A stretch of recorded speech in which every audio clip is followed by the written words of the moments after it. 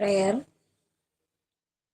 അഖിലാണ്ട മണ്ഡലമണി ചൊരുക്കി അതിനുള്ളിൽ ആനന്ദ ദീപം കൊളുത്തി പരമാണു പൊരുളിലും സ്ഫുരണമായി മിന്നും പരമപ്രകാശമേ ശരണം നീ. അഖിലാണ്ട മണ്ഡലമണി ചൊരുക്കി അതിനുള്ളിൽ ആനന്ദ ദീപം കൊളുത്തി. Good morning ma'am. Good morning everyone. Sreenarayana Guru അദ്ദേഹത്തിന്റെ ആത്മോപദേശ ശതകം എന്ന പുസ്തകത്തിൽ പറയുന്നു, ഒരു മതക്കാരന് മറ്റൊരുവന്റെ മതം നിന്ദ്യമാണെന്നാണ് വിചാരം. എന്നാൽ മതം ഈശ്വര സാക്ഷാത്കാരത്തിനുള്ള ഉപാധി മാത്രമാണ്, മതമല്ല ദൈവം. ഒരുവനും മറ്റൊരുവന്റെ മതത്തെ നിന്ദിക്കുകയോ വെറുക്കുകയോ ചെയ്യാൻ പാടില്ല. അങ്ങനെ ചെയ്യുമ്പോൾ ആ മതാനുയായിയായി നമ്മുടെ സ്നേഹിതനെയോ സഹോദരനെയോ ആണ് നാം വെറുക്കുകയും നിന്ദിക്കുകയും ചെയ്യുന്നതെന്ന് തിരിച്ചറിയണം. എല്ലാ മതങ്ങളോടും ആദരവും ആചാരങ്ങളോട് സഹിഷ്ണുതയും പുലർത്തേണ്ടതുണ്ട്. എല്ലാ മതങ്ങൾക്കും തുല്യ പദവിയും അന്തസ്സും ആരാധനാ സ്വാതന്ത്ര്യവും നൽകുന്ന നാടാണ് നമ്മുടേത്. ആചാരാനുഷ്ഠാനങ്ങളുടെ പുറന്തോടിനുള്ളിൽ അടങ്ങിയിരിക്കുന്ന അന്തസാരം സമാനതയുള്ളതാണ്. ആത്മാവ് നഷ്ടപ്പെട്ട കലഹിക്കുന്ന ആൾക്കൂട്ടങ്ങളായി നാം മതത്തെ മാറ്റരുത്. എന്തു വന്നാലും എനിക്ക് ആസ്വദിക്കണം, മുന്തിരിച്ചാറ് പോലെയുള്ളൊരു ഈ ജീവിതം, ചങ്ങമ്പുഴയുടെ രമണനിലെ വരികളാണിവ. ഈ ചിന്താഗതിയുള്ളവരുടെ എണ്ണം ഇന്ന് സമൂഹത്തിൽ കൂടി വരികയാണ്. ജീവിതത്തിന്റെ സുഖഭോഗ തൃഷ്ണയിൽ അഭിരമിച്ച് അത് ആസ്വദിക്കുന്നതിന് വേണ്ടി നീതിബോധമോ കാരുണ്യമോ ദയാവായ്പോ പോലുമില്ലാതെ പ്രവർത്തിക്കുന്നവരുടേതായി നമ്മുടെ സമൂഹം മാറിക്കൊണ്ടിരിക്കുന്നു. ഇവിടെ മതങ്ങൾ നൽകുന്ന സ്നേഹത്തിന്റെ, സാഹോദര്യത്തിന്റെ, ക്ഷമയുടെ, സഹനത്തിന്റെ, ത്യാഗത്തിന്റെ ജീവിത മൂല്യങ്ങൾ കൂടുതലായി പ്രാവർത്തികമാക്കേണ്ടിയിരിക്കുന്നു. അവരവരുടെ മതതത്വങ്ങൾ ആത്മാർത്ഥമായി ഉൾക്കൊള്ളുകയും അതനുസരിച്ച് ജീവിക്കുകയും വേണം. അപരനെ സ്നേഹിക്കാനും നന്മ ചെയ്യാനുമുള്ള തിരിച്ചറിവായി നമ്മുടെ മതവിശ്വാസം മാറണം. ചൂടുവേനലിൽ കുളിർക്കാറ്റു പകരുന്ന സൗഹൃദമായും കെടുതികളിൽ കൈത്താങ്ങാവുന്ന കാരുണ്യമായും തീരണം നമ്മുടെ മതവിശ്വാസം. അങ്ങനെ അത് ലോകത്തിന് മുഴുവൻ നന്മയ്ക്കായും സമാധാനത്തിനായും ഭവിക്കട്ടെ. ലോകം മുഴുവൻ സുഖം ഭവിക്കട്ടെ. Thank you all.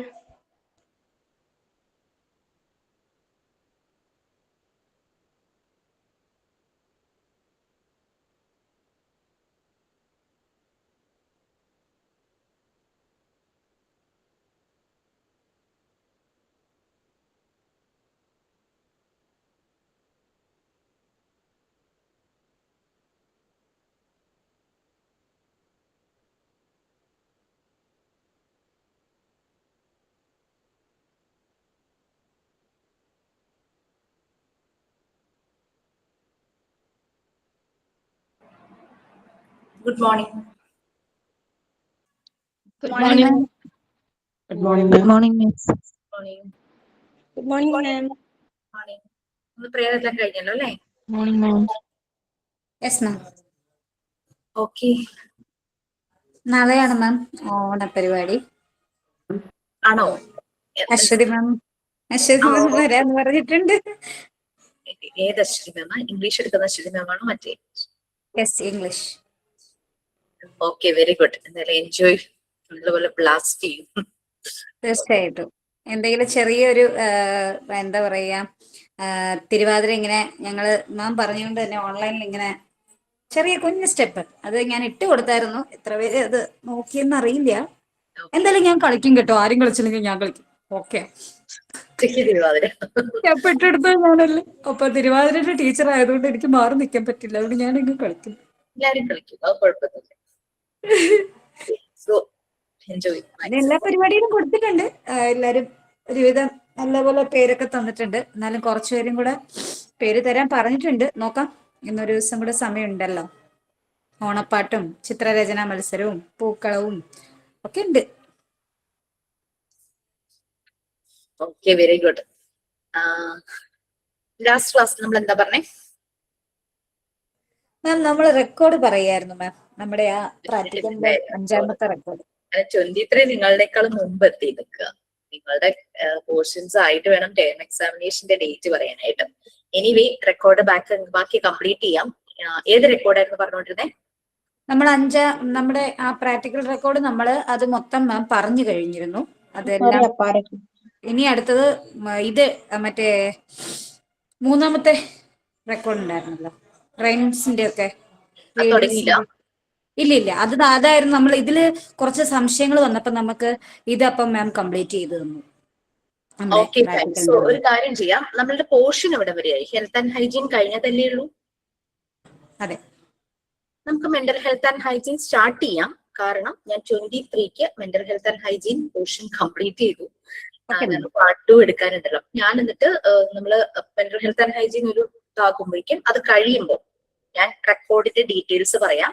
അപ്പൊ ലീവ് ചെയ്യേണ്ടവർക്ക് ലീവ് ചെയ്യാം. കാരണം റെക്കോർഡിംഗ് അവൈലബിൾ ആണല്ലോ. കുറച്ച് പേർക്ക് മനസ്സിലായി കഴിഞ്ഞാൽ അത് ക്ലാസ്സിലൊന്നും അവർക്ക് ഹെൽപ്പ് ചെയ്യും. ആർക്കെങ്കിലും 11:30 ഒക്കെ ആവുമ്പോൾ ലീവ് ചെയ്യണമെന്ന് ഉണ്ടെങ്കിൽ നമുക്ക് അങ്ങനെ പോകാം. അല്ലെങ്കിൽ പോർഷൻ അവിടെ കിടക്കും. ഇനിയിപ്പോ ഓണത്തിന്റെ അവധിയല്ലേ, അടുത്ത ആഴ്ചയൊക്കെ ആവുമ്പോഴേക്കും ഓണാവധിയൊക്കെ ആവും തോന്നും. യെസ്, ഓണമാണ് അടുത്ത ആഴ്ച അല്ലെ? അവധിയല്ല, ഓണം, തിരുവോണം. 4 ദിവസം കണ്ട അവധിയായിരിക്കും തോന്നുന്നു അല്ലേ മാം? Most probably. അപ്പൊ നമ്മുടെ പോർഷൻ അപ്പൊ പുറയിലോട്ട് പോരുമല്ലോ. ഞാനൊന്ന് ഷെയർ ചെയ്യാം കേട്ടോ.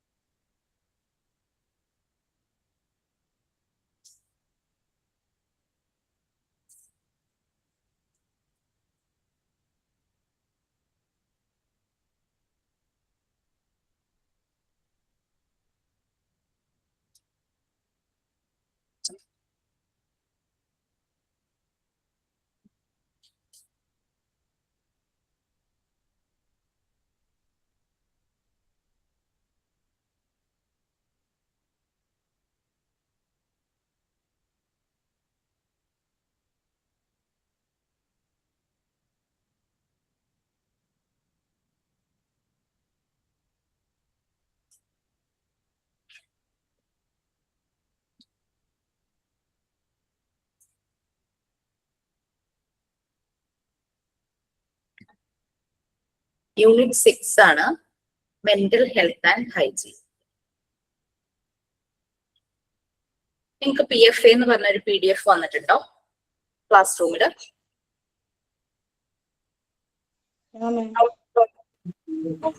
ഇല്ല. ഓക്കെ, ഞാൻ മെന്റൽ ഹെൽത്ത് ആൻഡ് ഹൈജീൻ്റെ ഈ യൂണിറ്റ് എടുക്കുന്നതിന്റെ ഒപ്പം തന്നെ ആഡ് ചെയ്തെടുക്കുന്ന ഒരു ടോപ്പിക്കാണ് PFA, സൈക്കോളജിക്കൽ ഫസ്റ്റ് എയ്ഡ്. അതെന്തുകൊണ്ട് എന്നുള്ളത് ഈ മെന്റൽ ഹെൽത്ത് ആൻഡ് ഹൈജീൻ കഴിയുമ്പോൾ പറയാം. മോക്ക് ടെസ്റ്റ് പ്രിപ്പയർ ചെയ്തിരിക്കുന്നത് മെന്റൽ ഹെൽത്ത് ആൻഡ് ഹൈജീൻ PFയും കൂടെ ചേർത്തിട്ടാണ്.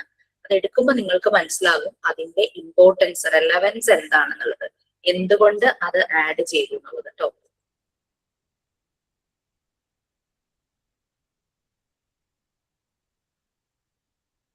തന്നെ ക്ലാസ് റൂമിലേക്ക് അത് വരും. ഓണം വെക്കേഷൻ അതൊക്കെ ഒന്ന് വായിച്ചു നോക്കാം.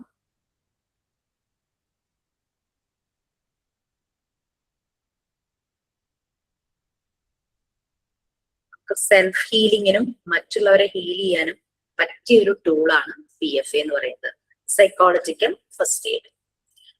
Okay, next topic mental health and hygiene. Already health and hygiene പറഞ്ഞപ്പോൾ തന്നെ നമ്മൾ പറഞ്ഞിരുന്നു sound mind in sound body. Sound means നല്ല ഹെൽത്തി ആയിട്ടുള്ളത് അല്ലെ. സൗണ്ട് സ്ലീപ്പ് എന്ന് പറഞ്ഞു കഴിഞ്ഞാല് കുംഭകർണ സേവയല്ല, നമ്മുടെ ഹെൽത്തി ആയിട്ടുള്ള സ്ലീപ്പിനെയാണ് നമ്മൾ സൗണ്ട് സ്ലീപ്പ് എന്ന് പറയുന്നത്. അപ്പൊ sound mind in sound body എന്ന് പറഞ്ഞു കഴിഞ്ഞാൽ ആരോഗ്യമുള്ള ശരീരത്തിലാണ് ആരോഗ്യമുള്ള മനസ്സുണ്ടാവുകയുള്ളൂ. ആരോഗ്യമുള്ള മനസ്സുണ്ടെങ്കിലേ ശരീരം ആരോഗ്യം ഉണ്ടാവുള്ളൂ അല്ലെ. നമ്മൾ മെന്റലി വളരെ ഡിസ്റ്റർബ്ഡ് ആണെങ്കിൽ നമ്മുടെ ബോഡി അതിന്റെ സൈൻസ് കാണിക്കും. ബോഡി ഭയങ്കരമായി ടയേർഡ് ആകും, ബോഡിയുടെ ചില ഭാഗങ്ങളിലൊക്കെ പെയിൻ ഫീൽ ചെയ്യും, ചിലർക്ക് ഭയങ്കരമായ സിവിയർ ഹെഡേക്ക് ആയിരിക്കും, ചിലർ വൊമിറ്റ് ചെയ്യും, ചിലർക്ക് സ്റ്റൊമക്ക് അപ്സെറ്റ് ആയിരിക്കും, ഡയറിയ പോലുള്ള ഇഷ്യൂസ്, ലൂസ് മോഷൻ, അതൊക്കെ വരാനുള്ള സാധ്യതകളൊക്കെ ഉണ്ട്. അതൊക്കെ നമ്മൾ എക്സ്പീരിയൻസ് ചെയ്തിട്ടുണ്ട് സംഭവം. നമ്മൾ വിചാരിച്ചിട്ടൊന്നുമല്ല നമ്മളുടെ മനസ്സ് ഡൗൺ ആകുന്നത് അല്ലെ. കാരണം എന്ന് വെച്ചാൽ നമ്മളുടെ ലൈഫ് അങ്ങനെയാണ്, അപ്പ് ആൻഡ് ഡൗൺസ്, ഉയർച്ച താഴ്ചകൾ എപ്പോഴും ജീവിതത്തിൽ ഉണ്ടാകും. നമുക്ക് നഷ്ടങ്ങൾ ഉണ്ടാകും, ചിലത് തീരാ നഷ്ടങ്ങളായിരിക്കും, ചിലത് നമുക്ക് മാനേജ് ചെയ്യാൻ പറ്റും, ചിലത് നമുക്ക് വളരെ കാലം എടുക്കും മാനേജ് ചെയ്യാൻ. ചില ആളുകൾ ആ ട്രോമയിൽ തന്നെ ജീവിച്ചു പോകും, അവർക്ക് മാനേജ് ചെയ്യാൻ പറ്റാത്ത അവസ്ഥയിലൊക്കെ വരും. അതുകൊണ്ടാണ് മെന്റൽ ഹെൽത്തിന് വളരെയധികം ഇമ്പോർട്ടൻസ് പറയുന്നത്. ഇപ്പോഴത്തെ കാലഘട്ടത്തിൽ പ്രത്യേകിച്ചും മെന്റൽ ഹെൽത്തിന് കഴിഞ്ഞ കുറച്ച് വർഷങ്ങളായിട്ട് തീർച്ചയായും എക്സ്പീരിയൻസ്ഡ്. യെസ്, കഴിഞ്ഞ കുറച്ച് വർഷങ്ങളായിട്ട് മെന്റൽ ഹെൽത്തിന് വളരെയധികം ഇമ്പോർട്ടൻസ് കൊടുത്തു. ഈ ഒരു ന്യൂ ഇയർ തുടങ്ങിയപ്പോഴാണെന്നാണ് എൻ്റെ ഒരു ഓർമ്മ, അതോ ലാസ്റ്റ് ന്യൂ ഇയർ ആണ്. എനിവേ ഒരു ഇയർ തുടങ്ങിയപ്പോ ഫസ്റ്റ് 2 months കേട്ടിരുന്ന ഒരു കഥ എന്ന് പറഞ്ഞു കഴിഞ്ഞാൽ, മകൻ അച്ഛനെയും അമ്മേനെയും വെട്ടിക്കൊലപ്പെടുത്തുന്നു, അയൽപക്കത്തുള്ള ആള് തൊട്ട് വീട്ടിലെ കൊച്ചു കുട്ടികൾ ഉൾപ്പെടെ എല്ലാരെയും കൊലപ്പെടുത്തുന്നു. അങ്ങനെയൊക്കെയുള്ള ഭയങ്കരമായിട്ടുള്ള വയലൻസ്, അങ്ങനെ പല ട്രാജിക് ഇൻസിഡൻസ് ഒക്കെ നമ്മൾ നമ്മളുടെ അയൽപക്കത്ത് കേട്ടു അല്ലെ. പണ്ടൊക്കെ എന്ന് പറഞ്ഞു കഴിഞ്ഞാൽ അമേരിക്കയിൽ ഒരു കുട്ടി വന്ന് 10-18 ചെറിയ പ്രായമുള്ള ഒരു കുട്ടി വന്ന് 10-18 പേരെ ഒരുമിച്ച് ഒരു സ്കൂളിൽ വരെ വെടിവെച്ച് വീഴ്ത്തി. അങ്ങ് ദൂരെ അമേരിക്കയിലൊക്കെ ആയിരുന്നു നമ്മളത് കേട്ടത്. ഇപ്പൊ നമ്മളുടെ തൊട്ട് മുറ്റത്ത് വരെയും നമ്മൾ അങ്ങനെയുള്ള സംഭവങ്ങൾ കേട്ടു തുടങ്ങി. അപ്പൊ അത് ആളുകളുടെ മെന്റൽ ഹെൽത്തിലുള്ള പ്രശ്നങ്ങളാണ് ഇത് ഇങ്ങനെയുള്ള കാര്യം വരുന്നത്. കാരണം ഇമോഷൻസ്, ഫീലിങ്സ് മാനേജ് ചെയ്യാൻ പറ്റുന്നില്ല.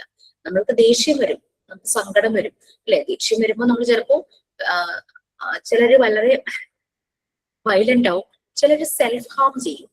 സങ്കടം വരുമ്പോഴും സെൽഫ് ഹാം ചെയ്യും. സൂയിസൈഡ് ടെൻഡൻസി, സൂയിസൈഡ് ചെയ്യാനുള്ള ചാൻസസ് ഉണ്ട്, മറ്റുള്ളവരെ ഉപദ്രവിക്കും. അതുകൊണ്ട് മെന്റൽ ഹെൽത്ത് വളരെ ഇമ്പോർട്ടന്റ് ആണ്. അപ്പൊ നിങ്ങൾ വിചാരിക്കാം മോണ്ടിസോറി കോഴ്സ് ചെയ്യുന്ന ഞങ്ങൾ എന്തിനാണ് മെന്റൽ ഹെൽത്തിനെ കുറിച്ച് പഠിക്കുന്നതെന്നാണ്. നമ്മള് കുട്ടികളുടെ ബിഹേവിയർ മനസ്സിലാക്കേണ്ടവരാണ് നമ്മൾ. എന്നാൽ മാത്രമാണ് അവരുടെ ഇടയിലേക്ക് നമുക്ക് ശരിയായ ഇടപെടലുകൾ നടത്താനായിട്ട് പറ്റുള്ളൂ. അതുകൊണ്ട് മെന്റൽ ഹെൽത്ത് വളരെയധികം ഇമ്പോർട്ടന്റ് ആണ്. മെന്റൽ ഹൈജീനും വളരെയധികം ഇമ്പോർട്ടന്റ് ആണ്. അപ്പോൾ ഇത് ഇടപെടലുകൾ നടത്തുന്ന നമ്മളുടെ മെന്റൽ ഹെൽത്ത് നല്ലതായിരിക്കണം. നമുക്ക് നല്ല മെന്റലി നമ്മൾ ഹൈജീൻ ഉള്ളവരാണെങ്കിൽ മാത്രമാണ് നമ്മളുടെ മെന്റൽ ഹെൽത്ത് നല്ലതായിരിക്കാൻ പാടുള്ളൂ. ഞാനൊക്കെ കൗൺസിലിംഗ് ചെയ്യാത്തതിന്റെ ഒരു കാരണം എന്താണെന്ന് വെച്ച് കഴിഞ്ഞാല്, വളരെയധികം എമ്പതി ഉള്ള ഒരു മനുഷ്യ സ്ത്രീയാണ് ഞാൻ. കൗൺസിലിംഗ് ചെയ്യാനിരുന്നു കഴിഞ്ഞാൽ എനിക്ക് സഹിക്കാൻ പറ്റാതെ വരും.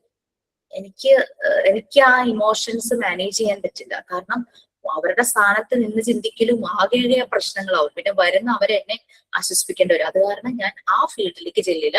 But I am a good listener. ഞാൻ കേൾക്കും, ആളുകളുടെ പ്രശ്നങ്ങൾ കേൾക്കും. അമിതമായ ഇടപെടലുകൾ നടത്തില്ല.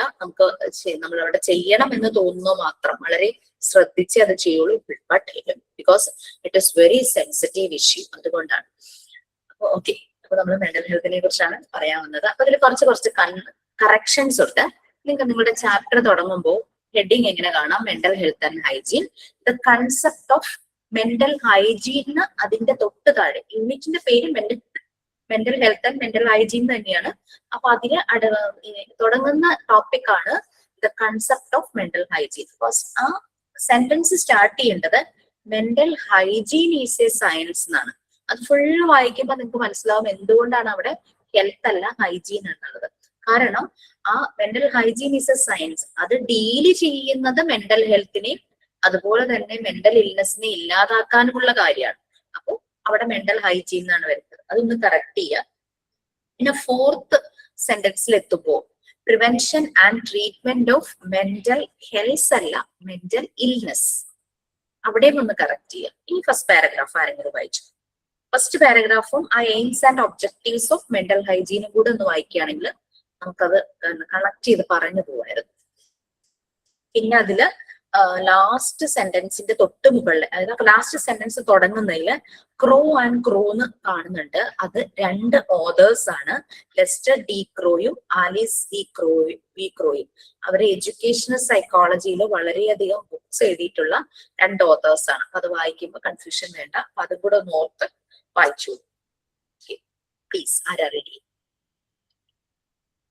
വേണമെങ്കിൽ 2 ആയിട്ട് ഡിവൈഡ് ചെയ്തിട്ട്, അതായത് mental concept of mental hygiene എന്നുള്ള ആ ഒരു പാരഗ്രാഫ് ഒരാൾ വായിച്ചിട്ട് അടുത്ത ഒരാൾ കണ്ടിന്യൂ ചെയ്യുക, AIIMS and objectives of mental hygiene.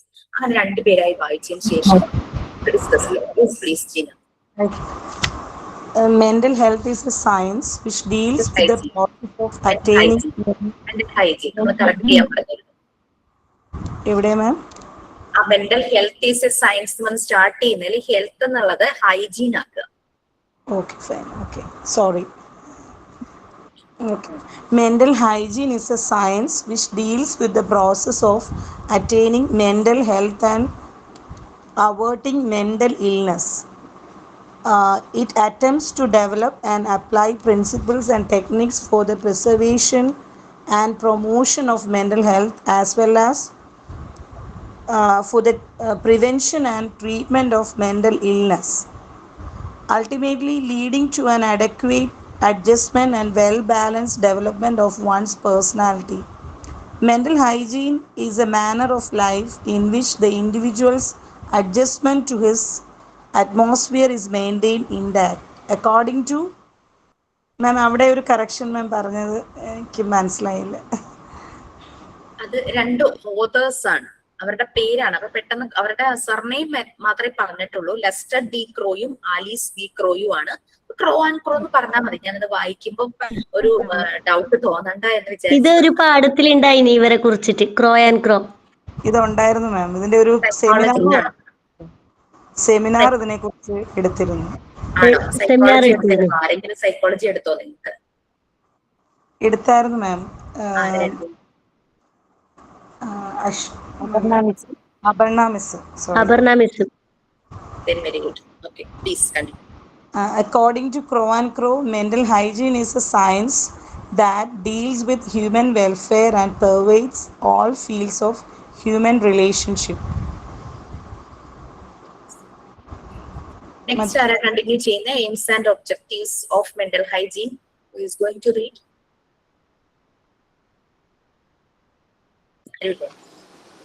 Aims and objectives of mental hygiene.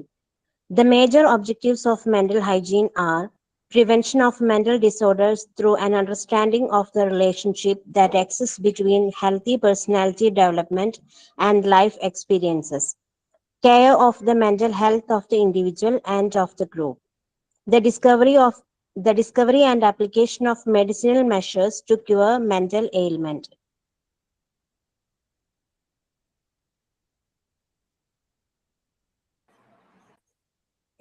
നമ്മള് മെന്റൽ ഹൈജീന്റെ കൺസെപ്റ്റ് ആണ് പറഞ്ഞു വരുന്നത്. നമ്മൾ ഹെൽത്ത് ആൻഡ് ഹൈജീൻ പറഞ്ഞപ്പോ നമ്മൾ പറഞ്ഞു നല്ല ശരീരത്തിന്റെ, ആരോഗ്യമുള്ള ശരീരം കിട്ടാൻ കുറുക്കു വഴികളൊന്നുമില്ല. നല്ല ഹൈജീൻ പാലിക്കണം. നമ്മുടെ ദിനചര്യകളിലും നമ്മുടെ ഭക്ഷണങ്ങളിലും നമ്മുടെ ഉറക്കം, നമ്മൾ റെസ്റ്റ് ചെയ്യുന്ന അങ്ങനെയുള്ള കാര്യങ്ങളിലെല്ലാം ഹൈജീൻ പാലിക്കണം. ഉറക്കത്തിൽ ഹൈജീൻ എങ്ങനെ പാലിക്കും? കൃത്യസമയത്ത് എനിക്ക് പിന്നെ മിനിമം 7 മണിക്കൂറെങ്കിലും ഉറങ്ങാൻ ശ്രമിക്കുക, അങ്ങനെയൊക്കെ. അത് നമ്മൾ മോർ ദാൻ 10 hours ഒക്കെ ഉറങ്ങി കഴിഞ്ഞു കഴിഞ്ഞാൽ നമ്മൾ പിന്നെ ഒന്നിനും കൂടുതൽ അത്രയ്ക്ക് ടയേർഡ് ആയിരിക്കും. അതേസമയം അതുപോലെ തന്നെ ലെസ് ദാൻ 6 hours ഉറങ്ങുമ്പോൾ അതും ടയേർഡാണ്. അപ്പം എല്ലാത്തിലും നമ്മൾ ഹൈജീൻ പാലിക്കുക എന്നുള്ളതാണ്. നമ്മളുടെ ഉറക്കം, ഭക്ഷണം, നമ്മുടെ പ്രവർത്തികള്, അങ്ങനെയുള്ള എല്ലാ കാര്യങ്ങളിലും ഹൈജീൻ ഉണ്ടെങ്കിൽ മാത്രമാണ് നമ്മൾക്ക് നല്ല ആരോഗ്യം കിട്ടുകയുള്ളൂ ശരീരത്തിന്. അപ്പോൾ ആരോഗ്യത്തിലേക്കുള്ള, ആ ലക്ഷ്യത്തിലേക്കുള്ള വഴി, മെഷർ, മീൻസ് എന്ന് പറയുന്നത് ഹൈജീൻ തന്നെയാണ്, അല്ലെ? പേഴ്സണൽ ഹൈജീൻ, ഡൊമസ്റ്റിക് ഹൈജീൻ, അങ്ങനെയുള്ള എല്ലാ കാര്യങ്ങളും. അപ്പൊ ഇവിടെ മനസ്സിന്റെ ആരോഗ്യമാണ്. അപ്പൊ ഡെഫിനറ്റ്ലി ആ ഒരു എയിമിൽ എത്തണമെങ്കിൽ അവിടെയും കുറുക്കുവഴികളൊന്നുമില്ല. മനസ്സ് ഹൈജീൻ ആയിരിക്കണം. ഇപ്പം എന്താ പറയാ, ഈവൻ പലരും ദൈവവിശ്വാസമുള്ളവരുണ്ടാകും, ദൈവവിശ്വാസം ഇല്ലാത്തവരുണ്ടാകും, അല്ലെ? ഒരു 2 കാറ്റഗറി ഉള്ള മനുഷ്യരുണ്ടാകും. But whatever it be, ഒരു വിശ്വാസമുള്ള ഒരു വ്യക്തി ഒരു കാര്യം ചെയ്യുമ്പോൾ, കാര്യം പറയുമ്പോൾ സംബഡി ഈസ് വാച്ചിങ്. സോ ആ ഒരു ദൈവ ഭയന്നോ അങ്ങനെയൊക്കെ നമ്മൾ പറയുമല്ലേ, അങ്ങനെ പറയും. അതേസമയം വിശ്വാസമില്ലാത്ത ആൾക്കും അറിയാം ഈ ഒരു യൂണിവേഴ്സിൽ some force is controlling us. So whatever I am doing, ആ ഒരു ഫോഴ്സ് അതിനെ കൺട്രോൾ ചെയ്യുന്നുണ്ട് അല്ലെങ്കിൽ വാച്ച് ചെയ്യുന്നുണ്ട് എന്നുള്ളത് അയാൾക്കും ബോധം ഉണ്ടാവും. ആ ഒരു ബോധം നമുക്കുണ്ടെങ്കിൽ നമ്മുടെ മനസ്സ് ഹൈജീൻ ആയിരിക്കും. നമ്മൾ വേറൊരാളെ ഉപദ്രവിക്കാനോ അങ്ങനെ ദുഷിച്ച ചിന്തകൾ മനസ്സിനകത്തേക്ക് ഇടാൻ നമ്മൾ ചിന്തിക്കില്ല. നമ്മൾ നമ്മുടെ കുട്ടികൾക്ക് വാട്ടർ ബോട്ടിൽ നല്ല ക്ലീൻ പ്യൂരിഫൈഡ് വാട്ടർ കൊടുത്തുവിടും സ്കൂളിലേക്ക്. നമ്മൾ പുറത്തു പോകുമ്പോൾ നമ്മളുടെ കയ്യിൽ എപ്പോഴും ഒരു വാട്ടർ ബോട്ടിൽ ഉണ്ടായിരിക്കും. കാരണം നമുക്ക് പുറത്തുനിന്ന് മോശമായ വെള്ളം അല്ലെങ്കിൽ അത് നമ്മുടെ ഉള്ളിലേക്ക് പോകരുത് എന്ന് വിചാരിച്ച് അത്രയും നമ്മൾ ശരീരത്തെ കെയർ ചെയ്യുന്നുണ്ട്. എന്തുകൊണ്ട് മനസ്സിലേക്കും നമ്മൾ കൊടുക്കുന്നത് നല്ല ശുദ്ധമായിട്ടുള്ളതായിരിക്കണം. വേറെ ഉപ്പാരും നിൽക്കുന്നത് ഇന്ത്യയുടെ കഥ എന്താ നോക്കട്ടെ. ഞാൻ മനസ്സിലാക്കി അത്രയും ആരും പഠിച്ചത് പെട്ടെന്ന് സങ്കടം വരെ ദേഷ്യം വരെ മാനസിക സന്തോഷം എനിക്ക് കൊടുക്കാൻ പറ്റും.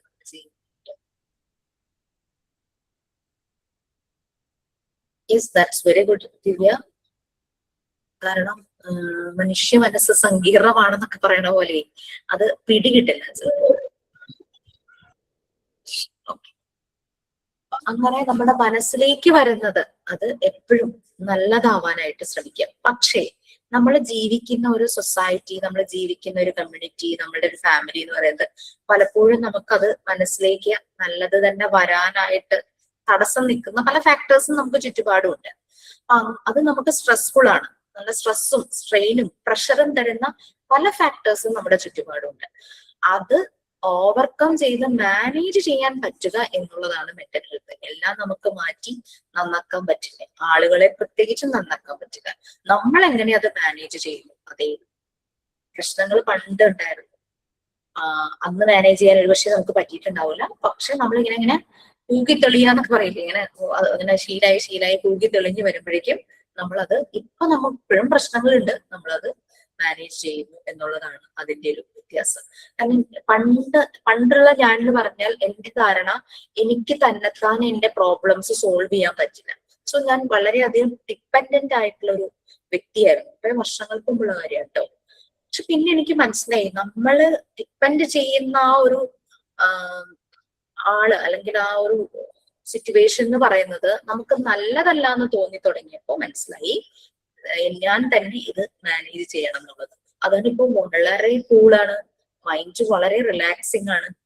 ഒരു പക്ഷെ പണ്ടത്തെക്കാളും പ്രശ്നങ്ങൾ ഓരോ ദിവസം വരുന്നുണ്ടാകുമായിരിക്കും, പക്ഷെ നമുക്കത് മാനേജ് ചെയ്യാനായിട്ട് പറ്റുന്നുണ്ട്. സോ അതാണ് മെന്റൽ ഹെൽത്ത്. അപ്പൊ എന്റെ മെന്റൽ ഹെൽത്ത് നേരത്തെ ലോ ആയിരുന്നത് അത് വളർന്നു, അതൊരു ഹൈ ലെവലിൽ. എന്നെ എന്തൊക്കെ ഫോഴ്സസ് എന്റെ ചുറ്റും നിന്നും ഡിസ്റ്റർബ് ചെയ്യാൻ നോക്കിയാലും ഞാനൊന്ന് ഇടറിയാലും അത് മാനേജ് ചെയ്യാൻ പറ്റും. അതാണ് മെന്റൽ ഹെൽത്ത് എന്ന് പറയുന്നത്. ഞാൻ എന്നെ വെച്ച എക്സാമ്പിൾ പറഞ്ഞു കേട്ടോ. സാധാരണ ഇവിടെ കാണുന്ന ആരെങ്കിലും ഞാൻ വിളിക്കും, പക്ഷെ വിളിക്കുമ്പോൾ ചിലപ്പോ ഫീൽ ചെയ്യുന്ന എന്തെങ്കിലും അവരുടെ ഉള്ളിൽ ഓൾറെഡി ഉണ്ടെങ്കിൽ അത് ട്രിഗർ ആയി പോയാലോ എന്ന് വിചാരിച്ചാൽ ഞാൻ പേര് വിളിക്കാതിരുന്നേ.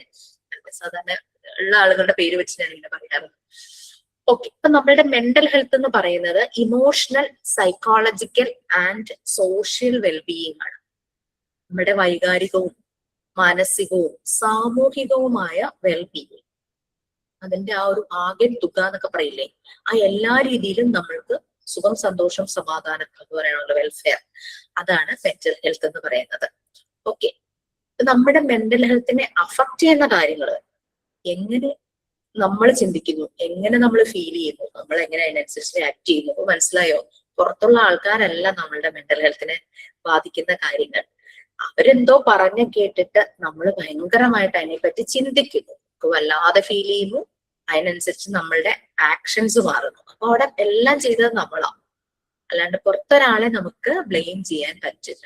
How we think, how we feel, how we act, അതിനനുസരിച്ചാണ് നമ്മുടെ മെന്റൽ ഹെൽത്ത്. കുറെ കാലം മുമ്പ് വരെ ചിലപ്പോൾ നമ്മൾ ആരെങ്കിലും എന്തെങ്കിലും പറഞ്ഞു കഴിഞ്ഞാൽ അത് കേട്ട് കഴിഞ്ഞാൽ നമുക്ക് ആകെ പ്രശ്നമായിരുന്നു. ഞാൻ എങ്ങനെയുള്ള ഷഹനാസ്, അത് ശരിയാണ്, നമ്മളെ ബാധിക്കും കുറെയൊക്കെ.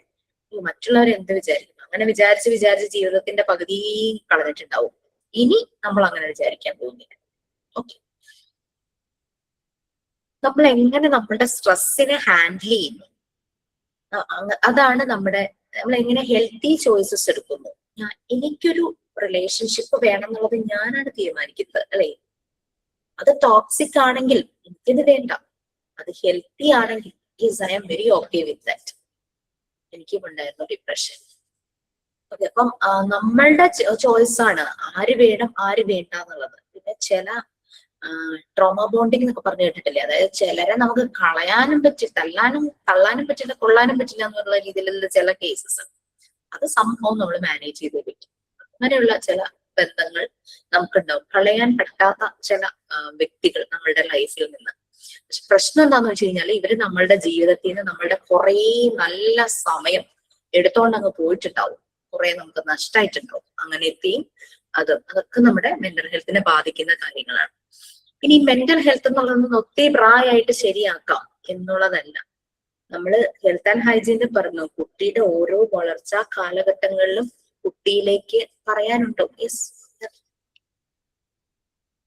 യു നീഡ് ടു ടെൽ, പറയണോ? സോ സ്ട്രെസ് ഭയങ്കരമായിട്ടുണ്ട്. Everybody has this. അങ്ങനെ വിചാരിക്കില്ല. Very good Shahnaz, we are all here with U.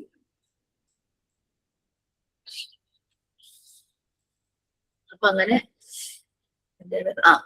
നമ്മൾ പറഞ്ഞു, ഒരു കുട്ടിയുടെ വളർച്ചാ കാലഘട്ടത്തിൽ ആ കുട്ടിക്ക് വേണ്ടുന്ന ന്യൂട്രിയൻസ് എല്ലാം കൊടുക്കണം. ഭക്ഷണത്തിന്റെ കാര്യമായിരുന്നത്. അതുപോലെ നമ്മളുടെ മനസ്സിന്റെ ആരോഗ്യത്തിന് ന്യൂട്രിയൻസ് വേണം.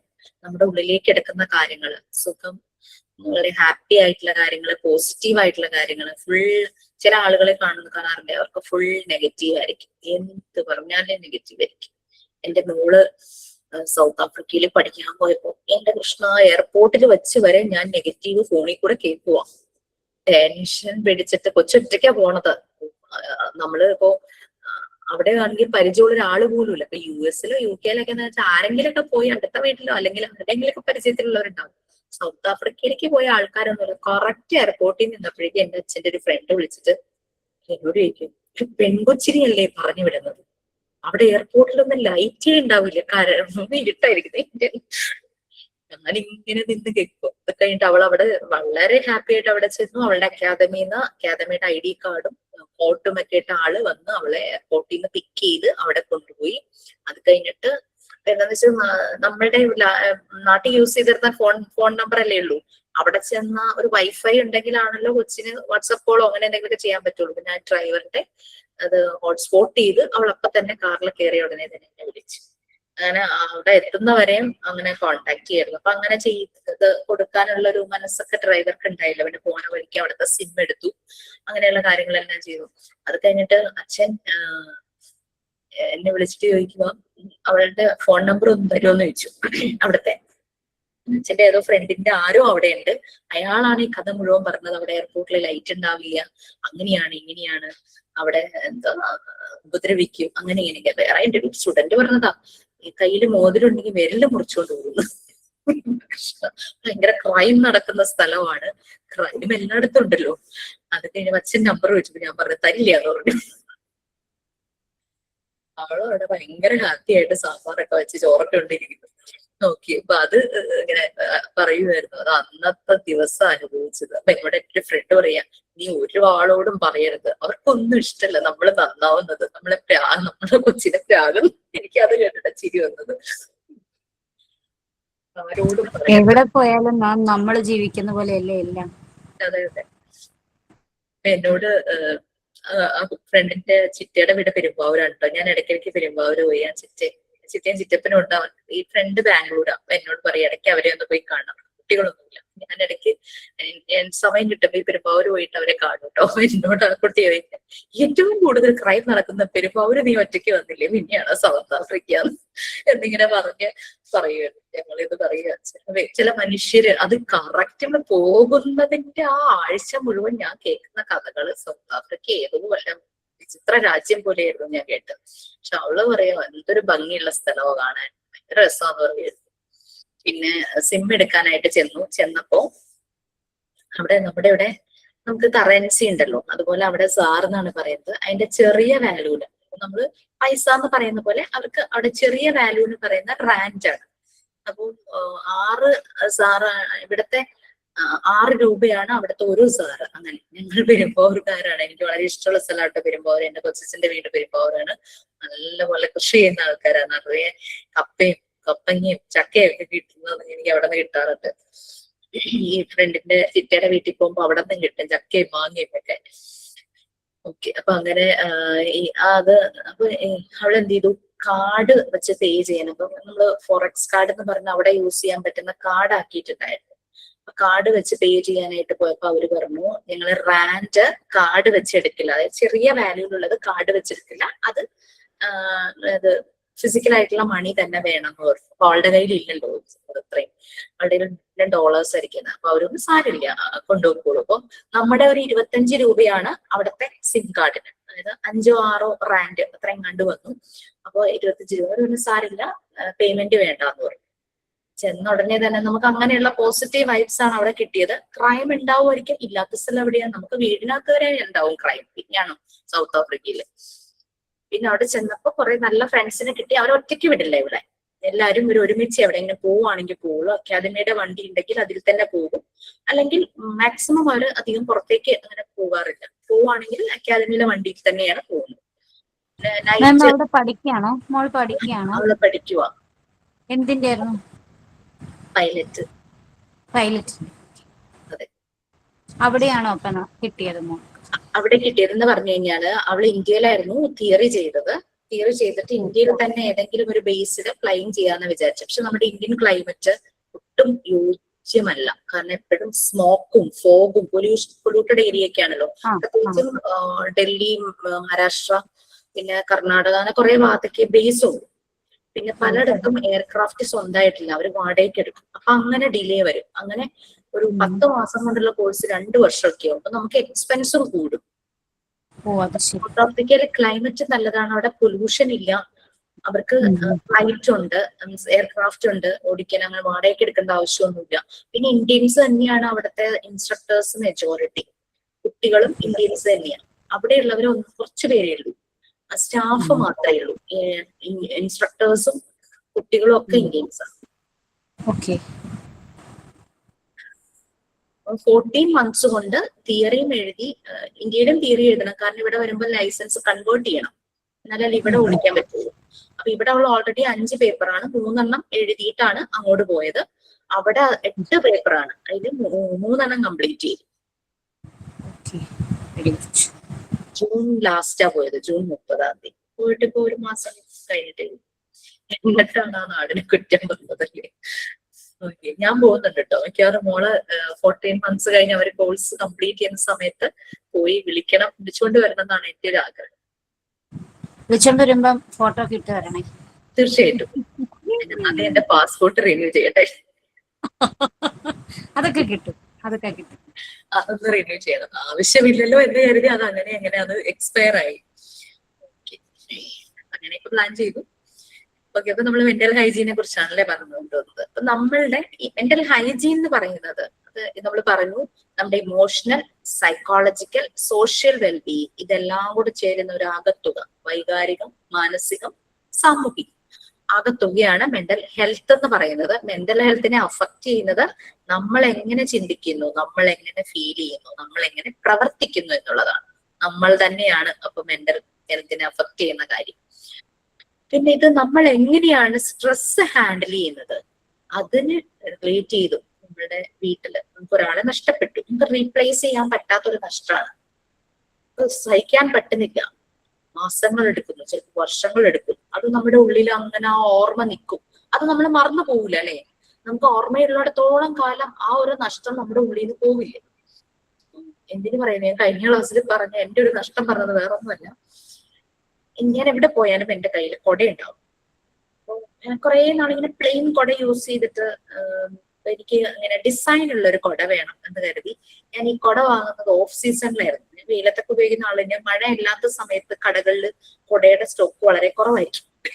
അങ്ങനെ കുട വാങ്ങാനായിട്ട് ചെല്ലുക. എനിക്ക് പൂവുള്ളൊരു കുട വേണം, പക്ഷെ ഫുൾ പൂവുള്ളത് വേണ്ട, ഉള്ളില് മറ്റേ കോട്ടിങ് ചെറിയൊരു ഡിസൈൻ ഉള്ളത് വേണമെന്ന് പറഞ്ഞു നോക്കുമ്പോൾ അത് ഒരു ഒറ്റ പീസ് ഉണ്ടായിരുന്നു. ഇവിടെ സെന്റ് ജോർജ് ആണെന്നാണ് എൻ്റെ ഒരു ഓർമ്മ. ഈ കൊടയുടെ ഈ ഔട്ടർ എഡ്ജ് വരുന്ന ഭാഗത്ത് ചെമ്പരത്തി പൂ പോലെ ഇരിക്കുന്ന ഒരു ആഷ് കളർ കൊടയാ, ചെമ്പരത്തി പൂ പോലെ പിങ്ക് കളറിലൊരു പൂവ് ഔട്ടർ എഡ്ജിലുണ്ട്. എനിക്കത് ഇഷ്ടപ്പെട്ടു, ഒറ്റ പീസേ ഉണ്ടായിരുന്നു. ഞാൻ ആ കുട വാങ്ങിച്ചു. നല്ല ക്വാളിറ്റി ഉള്ള കുടയായിരുന്നു. കുടയ്ക്ക് കുഴപ്പമൊന്നും ഉണ്ടായില്ല. ഞാൻ അത്യാവശ്യം സൂക്ഷിക്കുന്ന ഒരാളാണ്, പക്ഷെ വേറെ കുഴപ്പങ്ങളൊന്നും ഉണ്ടായില്ല. ഞാനൊരു 2 വർഷം ഒരു പ്രോബ്ലവും ഇല്ലാതെ ആ കുട ഉപയോഗിച്ചു. എപ്പോ പുറത്തു പോകുമ്പോഴും എന്റെ കയ്യിലുണ്ടാവും, മഴയായാലും വെയിലായാലും ഒക്കെ കണ്ടിന്യൂസ് കുട ഉപയോഗിക്കുക. അപ്പം ഞാനൊരു വാടകയ്ക്ക് ഒരു വീട്ടിൽ താമസിക്കായിരുന്നു പറവൂരെ. അപ്പൊ ആ വീട്ടില് ജനലും വാതിലും ഒക്കെ അടയുന്നില്ല, ഭയങ്കര ബുദ്ധിമുട്ട്. ഒരു പഴയ വീടായിരുന്നു, 10-25 വർഷം പഴക്കമുള്ള ഒരു വീടാ. അന്ന് ആ വീട് പാല് കാച്ചിപ്പോ എന്ത് വർക്ക് ചെയ്തോ അതിന് ശേഷം അതിനകത്തൊന്നും ചെയ്തിട്ടില്ല എന്റെ ഓണേഴ്സ്. അപ്പൊ ജനലും വാതിലും അടയുന്നില്ല, ഭയങ്കര ബുദ്ധിമുട്ട്. അങ്ങനെ അതിനു വേണ്ടി 2 കാർപ്പന്റേഴ്സിനെ ഓണർ അറേഞ്ച് ചെയ്ത് തന്നു. അങ്ങനെ അവര് ഈ പണി ചെയ്ത സമയത്തോണ്ടിരുന്ന സമയത്ത് ഭയങ്കര മഴ പെയ്തു. അപ്പൊ അതിലൊരു പ്രായം കുറഞ്ഞൊരു മനുഷ്യനുണ്ടായിരുന്നു, 30+, 35+ അങ്ങനെയുള്ള ഒരാളായിരിക്കണം.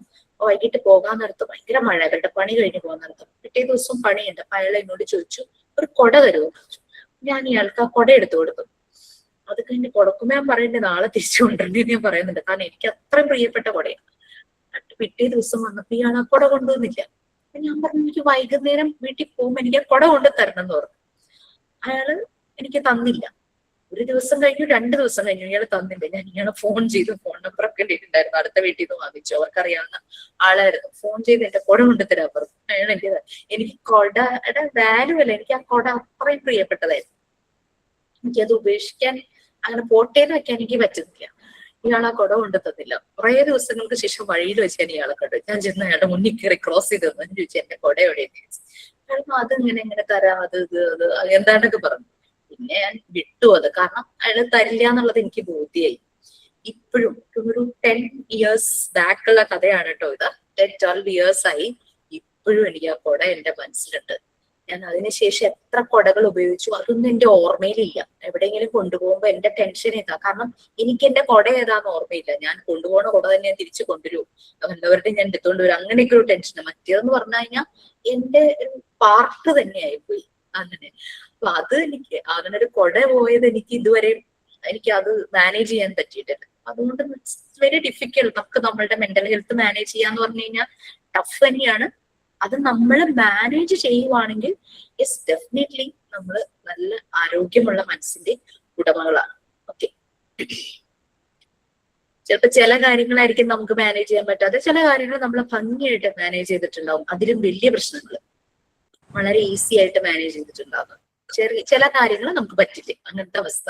വലിയ പ്രശ്നങ്ങൾ തന്നെ മാനേജ് ചെയ്തിട്ട് അമ്മാമ ഇവിടെ ഇരിക്കുന്നത്.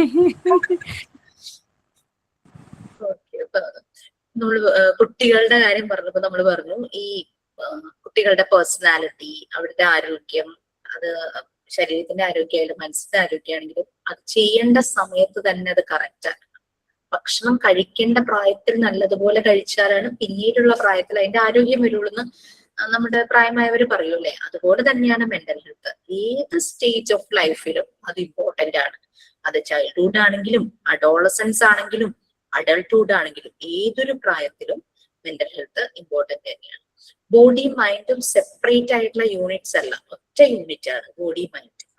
നമുക്കറിയാം, നമുക്ക് ശരീരത്തിന് എന്തെങ്കിലും ബുദ്ധിമുട്ട് വന്നു കഴിഞ്ഞാൽ നമ്മുടെ മനസ്സിനെ ബാധിക്കും. നമുക്കൊരു അസുഖം വന്നു, പനി വന്നു, നമ്മൾ ചിലപ്പോൾ വളരെ ഡൗൺ ആയി പോകും മെന്റലി. കാരണം നമ്മള് തന്നെത്താനെ ചെയ്തിരുന്ന ഒരു കാര്യം നമ്മളെ കൊണ്ട് ചെയ്യാൻ പറ്റില്ലാത്തൊരവസ്ഥയിലേക്ക് വന്നൊരു അസുഖമാകുമ്പോൾ നാഷണൽ റിപ്പോർട്ട് കിട്ടി ക്വാണ്ടിഫിക്കേഷൻ. അത് പറയും, ആതിഥേയനാണോ കിട്ടിയേ? അതെ മാം. Singing the national anthem with the national flag along with students across India for 18th Independence Day. That's very good. Congratulations. പറയൂ. Thank you ma'am. സ്കൂളിൽ നിന്ന് എല്ലാ സ്കൂളുകളിലുമായിട്ടേ ഉള്ള പ്രോഗ്രാം ആയിരുന്നു. അപ്പൊ അതിൻ്റെ അകത്ത് പാർട്ടിസിപ്പേറ്റ് ചെയ്തു. ഇന്ന് പബ്ലിഷ് ചെയ്ത സർട്ടിഫിക്കറ്റ്. അതെയോ? Okay, very good. Thank you ma'am. നമ്മൾ പറഞ്ഞു ബോഡി മൈൻഡും രണ്ടല്ല, സെപ്പറേറ്റ് അല്ല, ഒന്നാണ്. നമുക്ക് ഒരു പനി വന്നു കഴിഞ്ഞാൽ നമ്മുടെ മനസ്സിനെ അത് ബാധിക്കും അല്ലെ, ശരീരത്തിന് മാത്രമല്ല. നമുക്കൊരു എന്തെങ്കിലും കാരണങ്ങൾ കൊണ്ടൊരു ടെൻഷൻ വന്നു കഴിഞ്ഞാൽ അത് നമ്മളുടെ ശരീരത്തിനെ ബാധിക്കും. ഒരു കോംപ്ലിമെന്ററി ആണ്. ബോഡി മൈൻഡും സെപ്പറേറ്റ് അല്ല, ഒന്നാണ്. നിങ്ങളോടാണോ ഞാൻ ചോദിച്ചത് മൈൻഡ് നമ്മുടെ മനസ്സെന്ന് പറയുന്നത് എവിടെയാന്ന് ചോദിച്ചത്? ഇല്ല ഇല്ല, ചോദിച്ചില്ല. നമ്മുടെ മനസ്സെന്ന് പറയുന്നത് എവിടെയായിരിക്കും? അങ്ങനെ എല്ലാരും ഹൃദയം എന്ന് പറയും. ഇപ്പം എല്ലാരും പറയും, അയ്യോ എനിക്ക് ഒരു ഹൃദയമേ ഉള്ളൂ, ഇപ്പൊ പൊട്ടിപ്പോവും എന്നൊക്കെ പറയുന്ന പോലെ പറയും. പക്ഷെ അത് എവിടെയാണ് മീൻസ് ശരിയായിരിക്കാം, ചിന്തയായിരിക്കാം, അറിയില്ല. ബ്രെയിനും ഹാർട്ടോട് ചേർന്ന ഒരു ഇതല്ലേ, അങ്ങനെ കേട്ടിട്ടുണ്ട്. മനസ്സ് രണ്ടും കൂടെ ചേർന്നാലേ മനസ്സ് വരുള്ളൂ. ഓക്കെ, നമ്മൾ എപ്പോഴും പറയും എന്റെ മനസ്സ് വല്ലാതെ വേദനിച്ചു എന്ന്. നമ്മൾ ഇവിടെയാണ് കൈ തലയിൽ വെച്ച് നമ്മൾ ഒരിക്കലും ഓർക്കില്ലല്ലേ തലയിലേക്ക് കൈ കൊണ്ടുപോയി. എപ്പോഴും നെഞ്ചിലാണ് കൈ വെച്ച് പറയുന്നത്, എന്റെ മനസ്സ് വല്ലാതെ വേദനിക്കുന്നു. നമ്മള് ബോഡിയിൽ കുറെ മർമ്മങ്ങൾ ഉണ്ടെന്ന് നമുക്കറിയാം അല്ലെ. അതുപോലെ നമ്മളുടെ ബോഡിയിലെ മെയിൻ പല പാർട്സിലും മനസ്സിന്റെ ഒരു സാന്നിധ്യം ഉണ്ടെന്നാണ് പറയുന്നത്.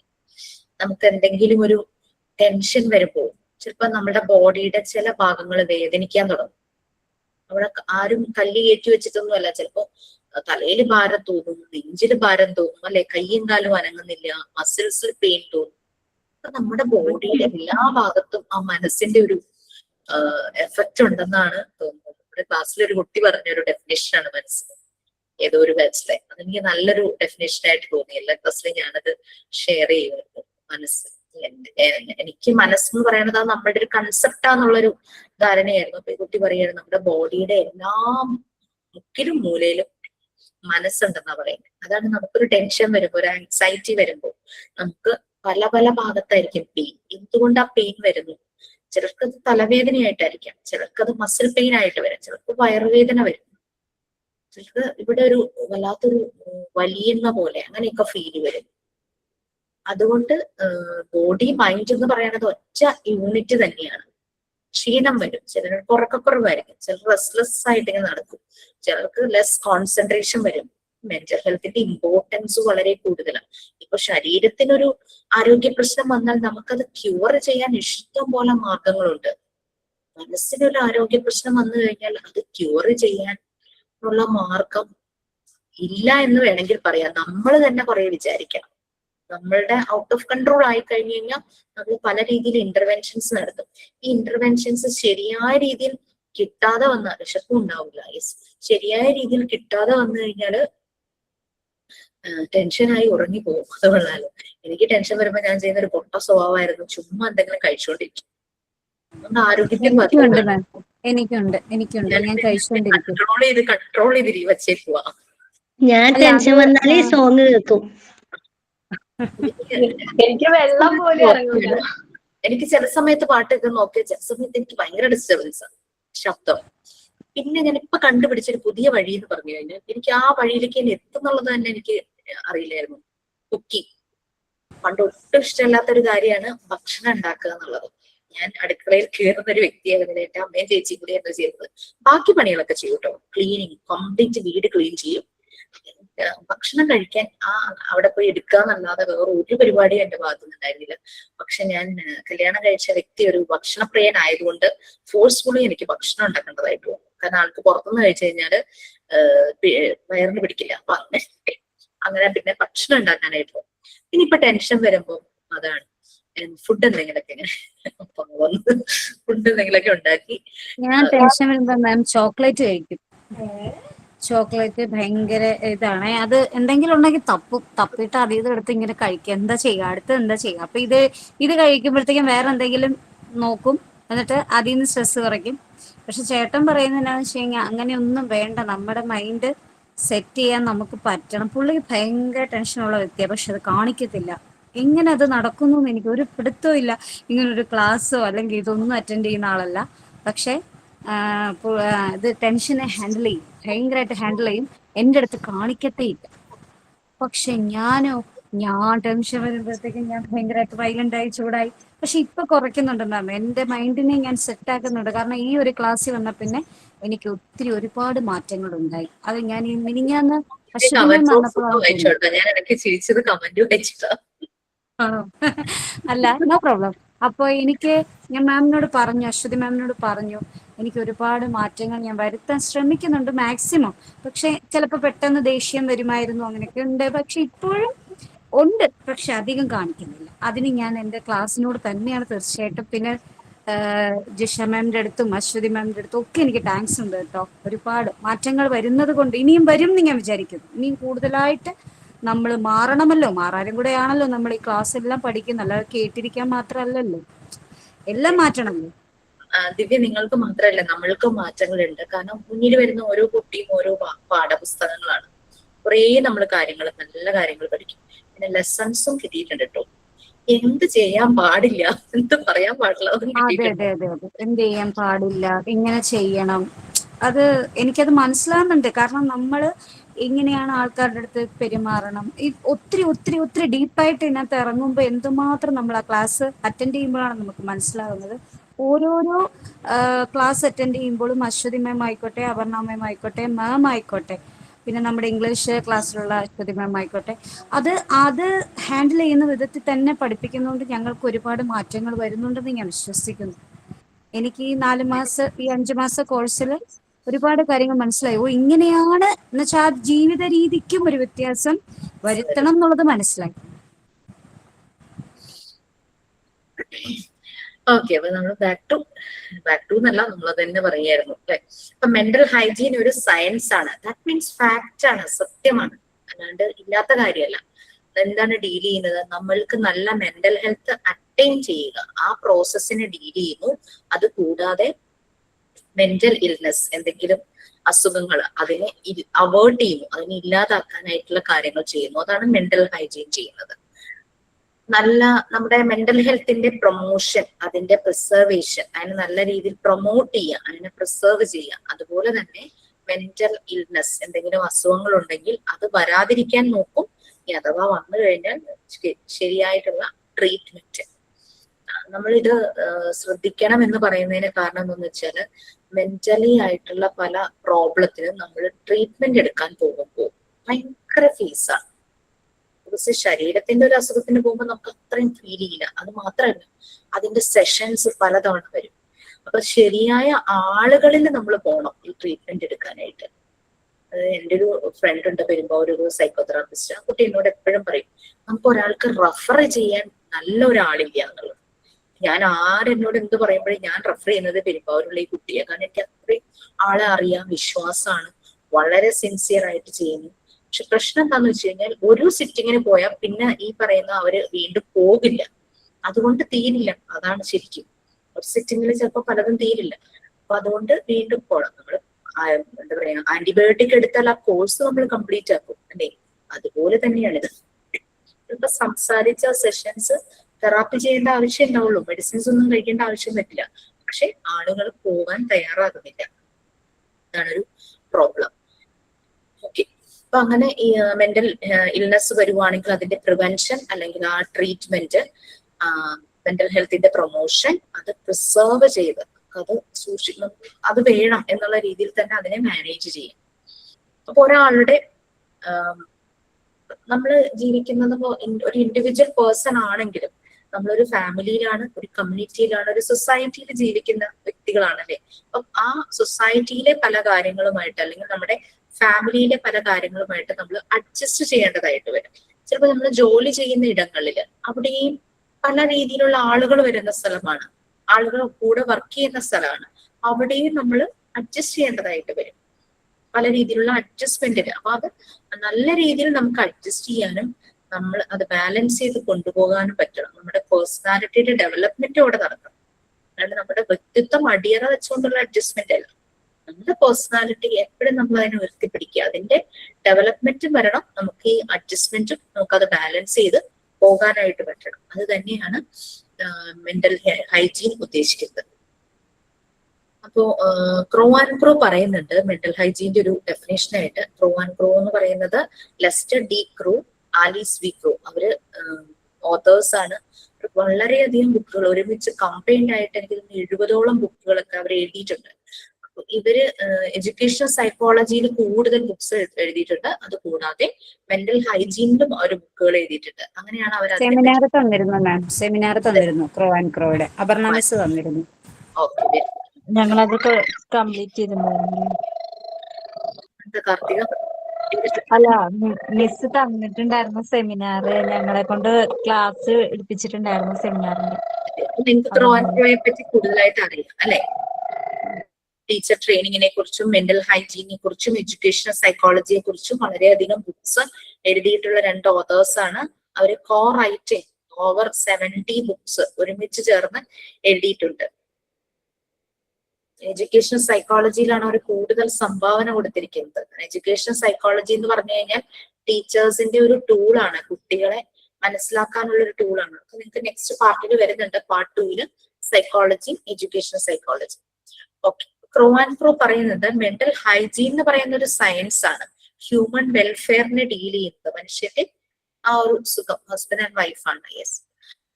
സോ അതുപോലെ തന്നെ അത് എല്ലാ ഹ്യൂമൻ റിലേഷൻഷിപ്പിലേക്കും സ്പ്രെഡ് ചെയ്തിരിക്കുന്നു, പെർവേർട്സ് ചെയ്തിരിക്കുന്നു, സ്പ്രെഡ് ചെയ്തിരിക്കുന്നു, കണക്ട് ചെയ്തിരിക്കുന്നു. അതായത് എന്റെ മാത്രം മെന്റൽ ഹെൽത്ത് ശരിയായാൽ മതിയോ?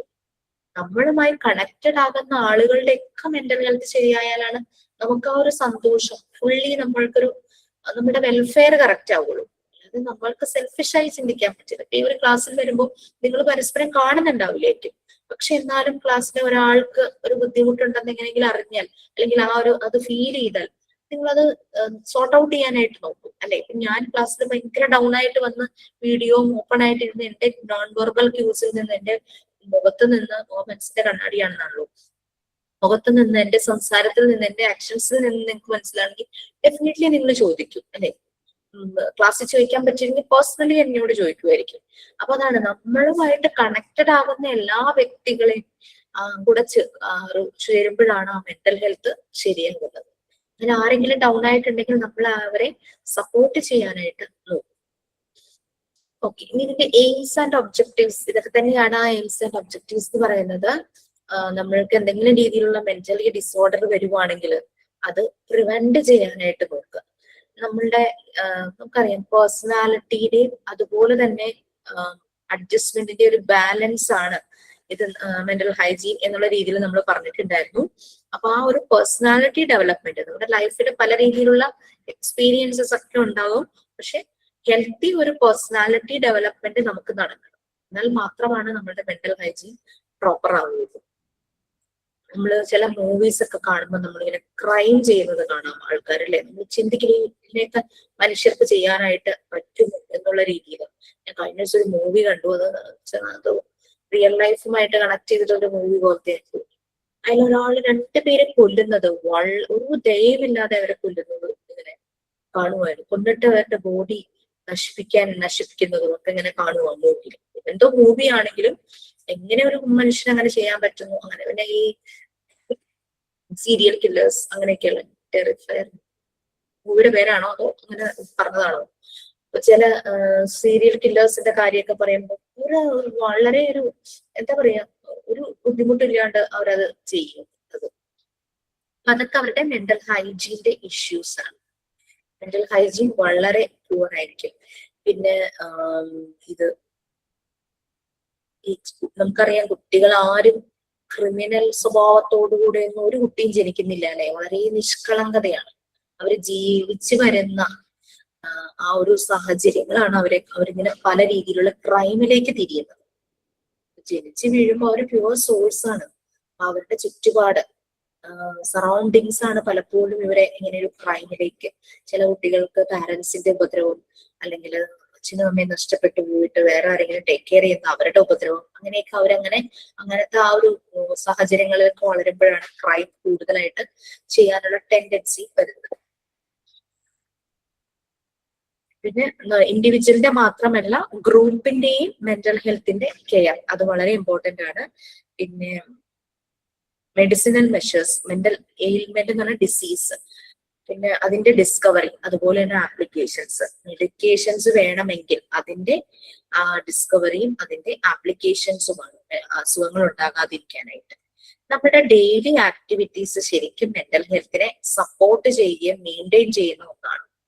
നമ്മൾ നല്ല രീതിയിൽ ഇപ്പൊ നമ്മള് രാവിലെ കറക്റ്റ് സമയത്ത് ഒരു ചിട്ട ഉണ്ടാവുമല്ലോ നമുക്ക്. ആ ചിട്ടയോട് കൂടിയുള്ള ഒരു ജീവിതം, ആ ദിനചര്യ, അതും നമ്മുടെ മെന്റൽ ഹെൽത്ത്, നമ്മുടെ ശരീരത്തിന്റെ ആരോഗ്യം മാത്രമല്ല മനസ്സിന്റെ ആരോഗ്യം മെയിൻറ്റെയിൻ ചെയ്യാൻ സപ്പോർട്ട് ചെയ്യാൻ.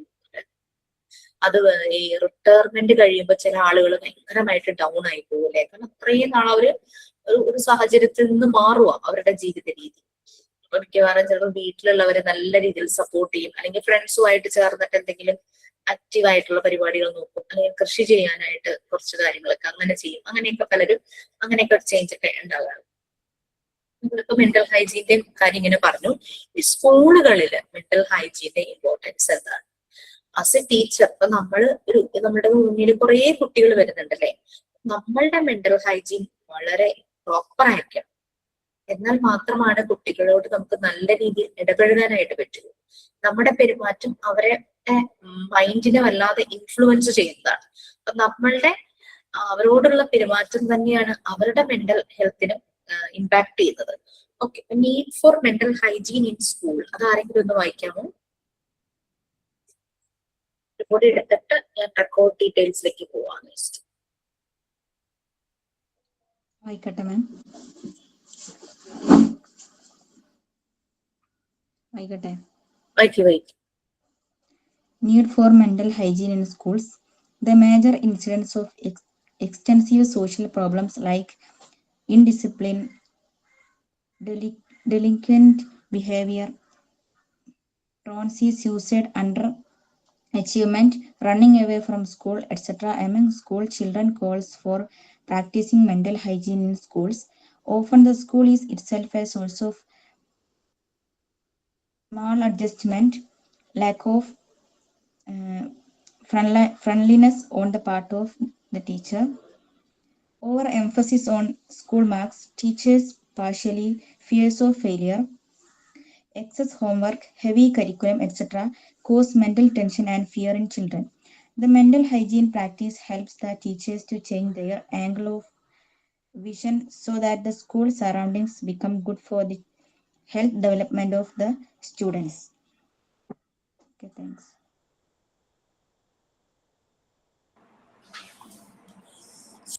പല സ്കൂളുകളിലും പല പല പ്രശ്നങ്ങളുണ്ടല്ലേ. പിന്നെ ചില സ്കൂളുകളുടെ മാനേജ്മെന്റ് അത് പുറത്തറിയാതിരിക്കാനായിട്ട് പല കാര്യങ്ങളും ഹൈഡ് ചെയ്ത് വെക്കും, അങ്ങനെ ഇങ്ങനെയൊക്കെ.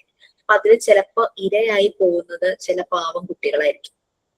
അങ്ങനെ വളരെ ട്രോമാറ്റിക് ആയിട്ടുള്ള എക്സ്പീരിയൻസ് സ്കൂളുകളിൽ നിന്ന് തന്നെ കുട്ടികൾക്ക് കിട്ടാറുണ്ട്. അവരെ ബാധിക്കും, അത് അവരുടെ മെന്റൽ ഹെൽത്തിനെ വളരെയധികം ബാധിക്കും. സ്കൂളില് മെന്റൽ ഹൈജീന്റെ ഒരു അത്യാവശ്യം നീഡ് ആണ് പറയുന്നത്. സ്കൂളിൽ പലപ്പോഴും പല രീതിയിലുള്ള സോഷ്യൽ പ്രോബ്ലംസ് ഉണ്ടായിരിക്കും. ഇൻഡിസിപ്ലിൻ, ഒരച്ചടക്കമില്ലായ്മ, ഡെലിൻക്വന്റ് ബിഹേവിയർ. അത് കുട്ടികളിൽ ഈ ഇൻഡിസിപ്ലിൻ, ഡെലിൻക്വന്റ് എന്ന് പറഞ്ഞ ഗിൽറ്റി ബിഹേവിയർ, അവരെന്തെങ്കിലും ഒരു തെറ്റ് ചെയ്തിട്ടുണ്ട് അല്ലെങ്കിൽ തെറ്റ് ചെയ്യാനുള്ള ടെൻഡൻസി, അങ്ങനെയുള്ള ഗിൽറ്റി ബിഹേവിയർ ഉണ്ടാകും. ഇനി ഇവർക്ക് ഫെയിലിയറിനെ പേടി, ട്രുവൻസി, ആ ഒരു ഫെയിലിയർ ടു അറ്റൻഡ് കാര്യങ്ങൾക്ക്, സ്കൂളിലെ ക്ലാസ് അറ്റൻഡ് ചെയ്യുന്നതിലും ഒക്കെ അവർക്ക് ഒരു കോൺഫിഡൻസ് ഇല്ലായ്മ കുട്ടികൾക്ക്, ആ ഒരു ഫെയിലിയർ വരും. പിന്നെ സൂയിസൈഡ് തോട്ട്, സ്കൂൾ കുട്ടികളിൽ പൊതുവെ കാണുന്ന ചില കാര്യങ്ങളാണ് സൂയിസൈഡ് തോട്ട്. പിന്നെ അണ്ടർ അച്ചീവ്മെന്റ്, ഉദ്ദേശിച്ച രീതിയിൽ അവർക്ക് സ്കോർ ചെയ്യാൻ പറ്റുന്നില്ല, അങ്ങനെ സ്കൂളിൽ നിന്ന് ഓടിപ്പോവുക, അങ്ങനെയുള്ള കാര്യങ്ങൾ. ഞാൻ പൈനാവ് പോളിടെക്നിക്കിൽ വർക്ക് ചെയ്യുന്ന സമയത്ത് അവിടെ പോളിടെക്നിക് ആണല്ലോ, ഞാനവിടെ ഹോസ്റ്റലിലായിരുന്നു. ഇടുക്കിയല്ലേ, കാടാണ് ചുറ്റും. രാത്രി ഹോസ്റ്റലിലേക്ക് ഇങ്ങനെ കാണാം, കേൾക്കാം ആനയൊക്കെ ഇങ്ങനെ. അതായത് റോഡിന്റെ ഒരു സൈഡില് ഈ ഹോസ്റ്റല്, പോളിടെക്നിക്, പിന്നെ പഞ്ചായത്തിന്റെ ആ ഓഫീസ്, അങ്ങനത്തെ കാര്യങ്ങൾ. ഒരു മലയുടെ മുകളിൽ അവിടെ ഈ ഒരു ഭാഗം, റോഡിന്റെ ഇപ്പുറത്തെ സൈഡ് കംപ്ലീറ്റ് കാണാം. അപ്പൊ നമുക്കിങ്ങനെ റൂമിൽ രാത്രിയൊക്കെ ആകുമ്പോൾ ഭയങ്കര സൈലന്റ് ആണ്. റൂമിൽ ഇരിക്കുമ്പോഴേക്കും ആന ഇങ്ങനെ നടന്നു പോകുന്ന ശബ്ദമൊക്കെ കേൾക്കാം. കാട്ടിലൂടെ നടക്കുമ്പോൾ ഈ മരത്തിന്റെ കമ്പിലൊക്കെ ചവിട്ടി അതിങ്ങനെ ഒടിയുന്ന ശബ്ദമൊക്കെ കേൾക്കാം. ചില സമയത്ത് റോഡിലേക്കൊക്കെ വരും കേട്ടോ, മുള്ളംപന്നി, കാട്ടുപന്നി, അങ്ങനത്തെ ഒക്കെ സാധനങ്ങളൊക്കെ ഇല്ലേ, അതിനെയൊക്കെ കാണാനായിട്ട് പറ്റും. അപ്പൊ ഈ പോളിടെക്നിക് ഇരിക്കുന്നത് ഒരു വലിയ പാറയുടെ മുകളിലായിട്ടാണ് ബിൽഡിംഗ്. അതിന്റെ താഴേക്ക് ഇങ്ങനെ ഇറങ്ങുന്ന ഭാഗവും കാടാണ്. ആ ഒരു ബാക്ക് സൈഡൊക്കെ, ബിൽഡിങ്ങിന്റെ ബാക്ക് സൈഡൊക്കെ കാടാം. ഒരു അവിടുത്തെ താലൂക്ക് ഹോസ്പിറ്റലിലെ ഒരു ആംബുലൻസിന്റെ ഡ്രൈവർ ഉണ്ടായിരുന്നു, അതിന്റെ മോനുണ്ടായിരുന്നു, നല്ല മിടുക്കനായിരുന്നു കേട്ടോ. പക്ഷെ അവന് ഏതോ ഒരു ക്ലാസ്സില് ഏതോ ഒരു ടീച്ചറിന്റെ അടുത്ത് നിന്ന് എന്തോ ഒരു പ്രശ്നം വന്നിട്ട് ഇവന് ക്ലാസ്സിൽ വരാൻ ഭയങ്കര പേടി. ഞാൻ ഇതൊന്നും അറിയണില്ല കേട്ടോ. ക്ലാസ്സിൽ വരാൻ ഭയങ്കര പേടിയിട്ട് ഈ കൊച്ചു എന്താ ചെയ്യുന്നതെന്ന് വെച്ചാൽ വരും. വീട്ടിൽ നിന്ന് യൂണിഫോം ഒക്കെ ഇട്ട് വരും. വന്നിട്ട് കോളേജ് ഇരിക്കുന്ന ബിൽഡിങ്ങിന്റെ താഴേക്ക് ഇങ്ങനെ ഇറങ്ങുന്ന ഭാഗത്ത് കാട്, അതിന്റെ ഉള്ളിൽ പോയിരിക്കും. ഒരു ബുഷി പോലത്തെ, അതിന്റെ ഉള്ളിൽ പോയിരിക്കും. ശരിക്കും ക്ലാസ് കഴിയുമ്പോൾ അവൻ ആ കാട്ടിൽ നിന്ന് പുറത്തു വരും, എന്നിട്ട് വീട്ടിൽ പോകും. വീട്ടിലെന്താ, അവൻ ദിവസവും വരുന്നുണ്ട്, വൈകുന്നേരം തിരിച്ചു പോകുന്നുണ്ട്. ഒരു കുട്ടി എന്നോട് ഈ കാര്യം ഷെയർ ചെയ്യും. എനിക്കിത് എങ്ങനെ ഡീൽ ചെയ്യണമെന്ന് അറിയില്ല, കാരണം അന്ന് 23 അത്രേ ഏജേ ഉള്ളൂ. അപ്പോ ആ കുട്ടി എന്നോടുള്ള അടുപ്പം കൊണ്ട് ആ കുട്ടി എന്നോട് പറഞ്ഞതാ, അവനിങ്ങനെ ദിവസവും വരുന്നുണ്ട്. ഇതെന്താ 2-3 ദിവസമായിട്ട് ആബ്സെന്റ് ആയപ്പോ ഞാൻ ഇങ്ങനെ അന്വേഷിച്ചു, കുട്ടി എന്താ വരാതെ. എന്റെ ഹോസ്റ്റലിൽ എന്റെ റൂംമേറ്റ് ചേച്ചി നേഴ്സാ ആ ഹോസ്പിറ്റലില്.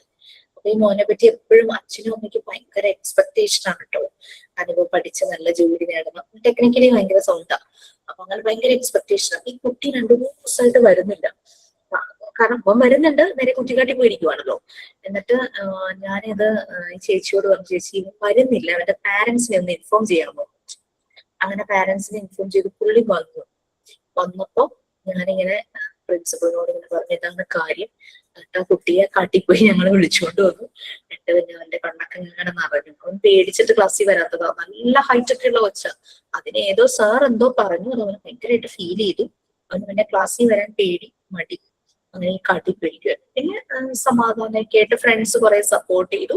നമ്മൾ സ്റ്റാഫും കുറെ അവനെ സപ്പോർട്ട് ചെയ്തിട്ട് പിന്നെ ക്ലാസ് ഒക്കെ കയറാൻ തുടങ്ങി. അവനത് അവനെ നല്ലപോലെ കെയർ ചെയ്തു. അവന്റെ അച്ഛനും ഇടയ്ക്കിടയ്ക്ക് സ്കൂളിൽ വരും. നല്ലൊരു മനുഷ്യൻ. അന്ന് ആളും ഇരുന്ന് കരയുക. നമുക്ക് പാരന്റ്സിന്റെ സൈഡിൽ നിന്ന് നല്ലൊരു സപ്പോർട്ടും കെയറും കിട്ടുന്ന ഒരു കുട്ടിയുമായിരുന്നു. അവൻ എവിടെയെങ്കിലും ഒന്ന് പറഞ്ഞാൽ മതിയായിരുന്നു. അവൻ പാരന്റ്സിനോട് പറഞ്ഞ അവർക്ക് വിഷമമായിട്ടുണ്ടോ എന്ന് വെച്ചാൽ അവൻ പറഞ്ഞില്ല. അത്രയും മനസ്സ് നല്ലൊരു കുട്ടിയാണ്. അങ്ങനെ അവൻ അതിനകത്ത്, പക്ഷെ ഫ്രണ്ട്സിന് അറിയായിരുന്നു ഇവൻ ഇതിനകത്ത് ഇരിക്കുക എന്നുള്ളത്. 2-3 ദിവസം കഴിയുമ്പോൾ ഒരു കൊച്ചിനെ ഒരു ഗിൽറ്റി ഫീലിംഗ് തോന്നി. അത് എന്നോട് ഓപ്പൺ അപ്പ് ആയി പറഞ്ഞു. അങ്ങനത്തെ കാര്യങ്ങൾ. അപ്പൊ കുട്ടികൾക്ക് അങ്ങനെ ഇങ്ങനെ ഓടിപ്പോകാനുള്ളൊരു ടെൻഡൻസി അങ്ങനെ ഉണ്ടാകും. അങ്ങനെ എന്തെങ്കിലും ഒരു ഇഷ്യൂ വരുമ്പോൾ അവിടെ സ്കൂളിൽ നിന്ന് ഓടിപ്പോവുക, അങ്ങനെയുള്ള. പിന്നെ അതുപോലെ തന്നെ ഈ സ്കൂൾ എന്ന് പറയുന്നത് കുറച്ചും കൂടി നമ്മൾ പറഞ്ഞല്ലോ, കുട്ടികളുടെ മെന്റൽ ഹെൽത്തിനെ വളരെയധികം ഇമ്പാക്ട് ചെയ്യുന്ന ഒരു സ്ഥലം തന്നെയാണ്. സോഴ്സ് ഓഫ് മാൽ അഡ്ജസ്റ്റ്മെന്റ് തന്നെ പറയാം. അവിടെ ഇമോഷണൽ ഇൻസ്റ്റെബിലിറ്റി നടക്കുന്ന ഒരു സ്ഥലം തന്നെയാണ് ശരിക്കും സ്കൂൾ എന്ന് പറയുന്നത്. അത് മെന്റൽ ഹൈജീൻ വളരെ പുവർ ആയിട്ടുള്ള ടീച്ചർമാരുണ്ടെങ്കിൽ പ്രത്യേകിച്ച്, അൺഫ്രണ്ട്ലി ആയിട്ടുള്ള ടീച്ചേഴ്സ്, അതുപോലെ തന്നെ മാർക്കിന് വളരെയധികം ഇമ്പോർട്ടൻസ് കൊടുക്കുന്നു ചില ടീച്ചർമാര്. പിന്നെ പാർഷ്യാലിറ്റി കാണിക്കും. ഞാൻ സ്കൂളിൽ പഠിക്കുമ്പോൾ ഒരു ടീച്ചർ ഉണ്ടായിരുന്നു, നല്ല പഠിക്കുന്ന കുട്ടികളെ അതുപോലെ തന്നെ എന്താ കാണാൻ നല്ല ഭംഗിയുള്ളവരെ വേറെ ആരെയും ടീച്ചർക്ക് ഇഷ്ടമല്ല. അത് അവരത് പ്രകടിപ്പിക്കുന്നു, ശരിക്കും പ്രകടിപ്പിക്കും. മനസ്സിലാകും, കുട്ടികൾക്ക് മനസ്സിലാവും. ആ രീതിയിൽ അവർ പ്രകടിപ്പിക്കും. എനിക്ക് ഭയങ്കര ബുദ്ധിമുട്ട് തോന്നിയിട്ടുണ്ടായിരുന്നു. എന്നോടൊന്നും കുഴപ്പമൊന്നും ഉണ്ടായില്ല, പഠിക്കുന്നുണ്ട്. പക്ഷെ നമ്മുടെ ഫ്രണ്ട്സിനോടൊക്കെ അവരിങ്ങനെ ഒരു വേർതിരിവ് കാണിക്കുമ്പോൾ, നമ്മുടെ കൂടെ പഠിക്കുന്ന ഒക്കെ സ്കൂളിൽ പഠിക്കുമ്പോൾ അങ്ങനെയൊന്നും വേറെ എന്നുള്ളൊരു ഇതില്ലല്ലോ. നമ്മളുടെ ക്ലാസ്സിലുള്ളവരെല്ലാരും നമ്മളുടെ ക്ലാസ്സിലുള്ളവർ എന്നുള്ള രീതിയിൽ. അപ്പൊ അതൊക്കെ നമുക്ക് ബുദ്ധിമുട്ടുണ്ടായിരുന്നു. പക്ഷെ ഏറ്റവും സന്തോഷം തോന്നിയൊരു കാര്യം എന്താണെന്ന് വെച്ചാൽ, ടീച്ചർക്ക് 2 ആൺകുട്ടികളായിരുന്നു. ഈ ആൺകുട്ടികളിൽ ഒരാള് ഡോക്ടറായി. നമ്മുടെ സ്കൂളിലൊന്നും അല്ല പഠിച്ചത്. പോകുന്നതിന് മുൻപ് എന്റെ മെന്റൽ ഹൈജീൻ ശരിയാക്കണമെന്നാണ്. അപ്പൊ ടീച്ചേഴ്സിന്റെ മൂത്ത കുട്ടി ഒരു ഡോക്ടറായി. അപ്പൊ എന്നോട് അമ്മ പറയുന്നു. അപ്പൊ അമ്മയ്ക്ക് അറിയാം ഞാനിങ്ങനെ വീട്ടിൽ പോയി ടീച്ചറിന്റെ കാര്യമൊക്കെ അന്ന് പഠിക്കുന്ന സമയത്ത് പറയുന്നതുകൊണ്ട് അമ്മയ്ക്കറിയാം. അമ്മ പറയായിരുന്നു, അവിടുത്തെ ഈ ഹെൽത്ത് സെന്ററിൽ ഈ കൊച്ചു അപ്പോയിന്റ് ആയിരുന്നു ടീച്ചറുടെ മോൻ.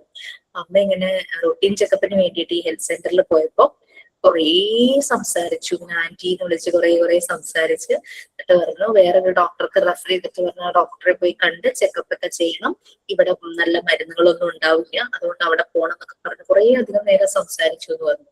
നല്ലൊരു ഡോക്ടർ എന്ന് പറയില്ലേ, കുറെ സംസാരിക്കാൻ നമുക്ക് ആശ്വാസം കിട്ടുന്ന രീതിയിൽ. ടീച്ചറിന്റെ മോൻ അങ്ങനെയൊന്നും ആയില്ല. പഞ്ചായത്ത് ഹോസ്പിറ്റൽ എന്ന് പറയുമ്പോൾ നമുക്കറിയാലോ, എല്ലാം സാധാരണക്കാരാണ് കൂടുതൽ വരുന്നത്. അങ്ങനെയൊക്കെയുള്ള അപ്പൊ എല്ലാവരോടും ഭയങ്കര സ്നേഹമുള്ള ഒരു നല്ലൊരു ഡോക്ടർ.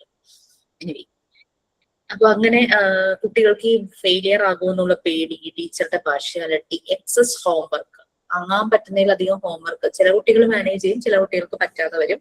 പിന്നെ ഹെവി കരിക്കുലം, സിലബസിന്റെ ഒരു ഹെവിനെസ്, ഇതെല്ലാം മെന്റൽ ടെൻഷനും പേടിയും ഉണ്ടാക്കും കുട്ടികൾക്ക്.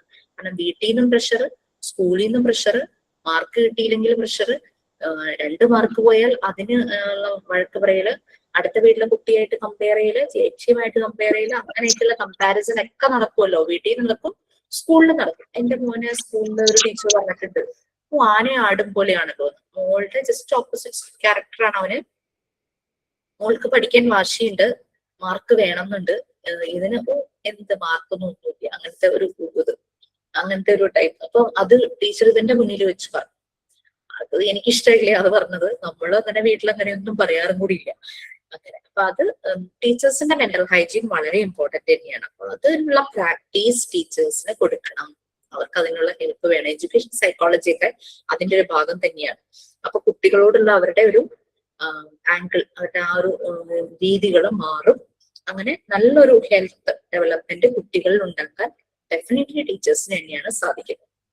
ഓക്കെ, നമ്മൾ നെക്സ്റ്റ് ബാക്കി ടോപ്പിക് അടുത്ത ദിവസം എടുക്കാം. ഞാൻ റെക്കോർഡിന്റെ ഡീറ്റെയിൽസിലേക്ക് പോവുകയാണ്. എന്തെങ്കിലും തിരക്കുകളുള്ളവർക്ക് ലീവ് ചെയ്യാം കേട്ടോ.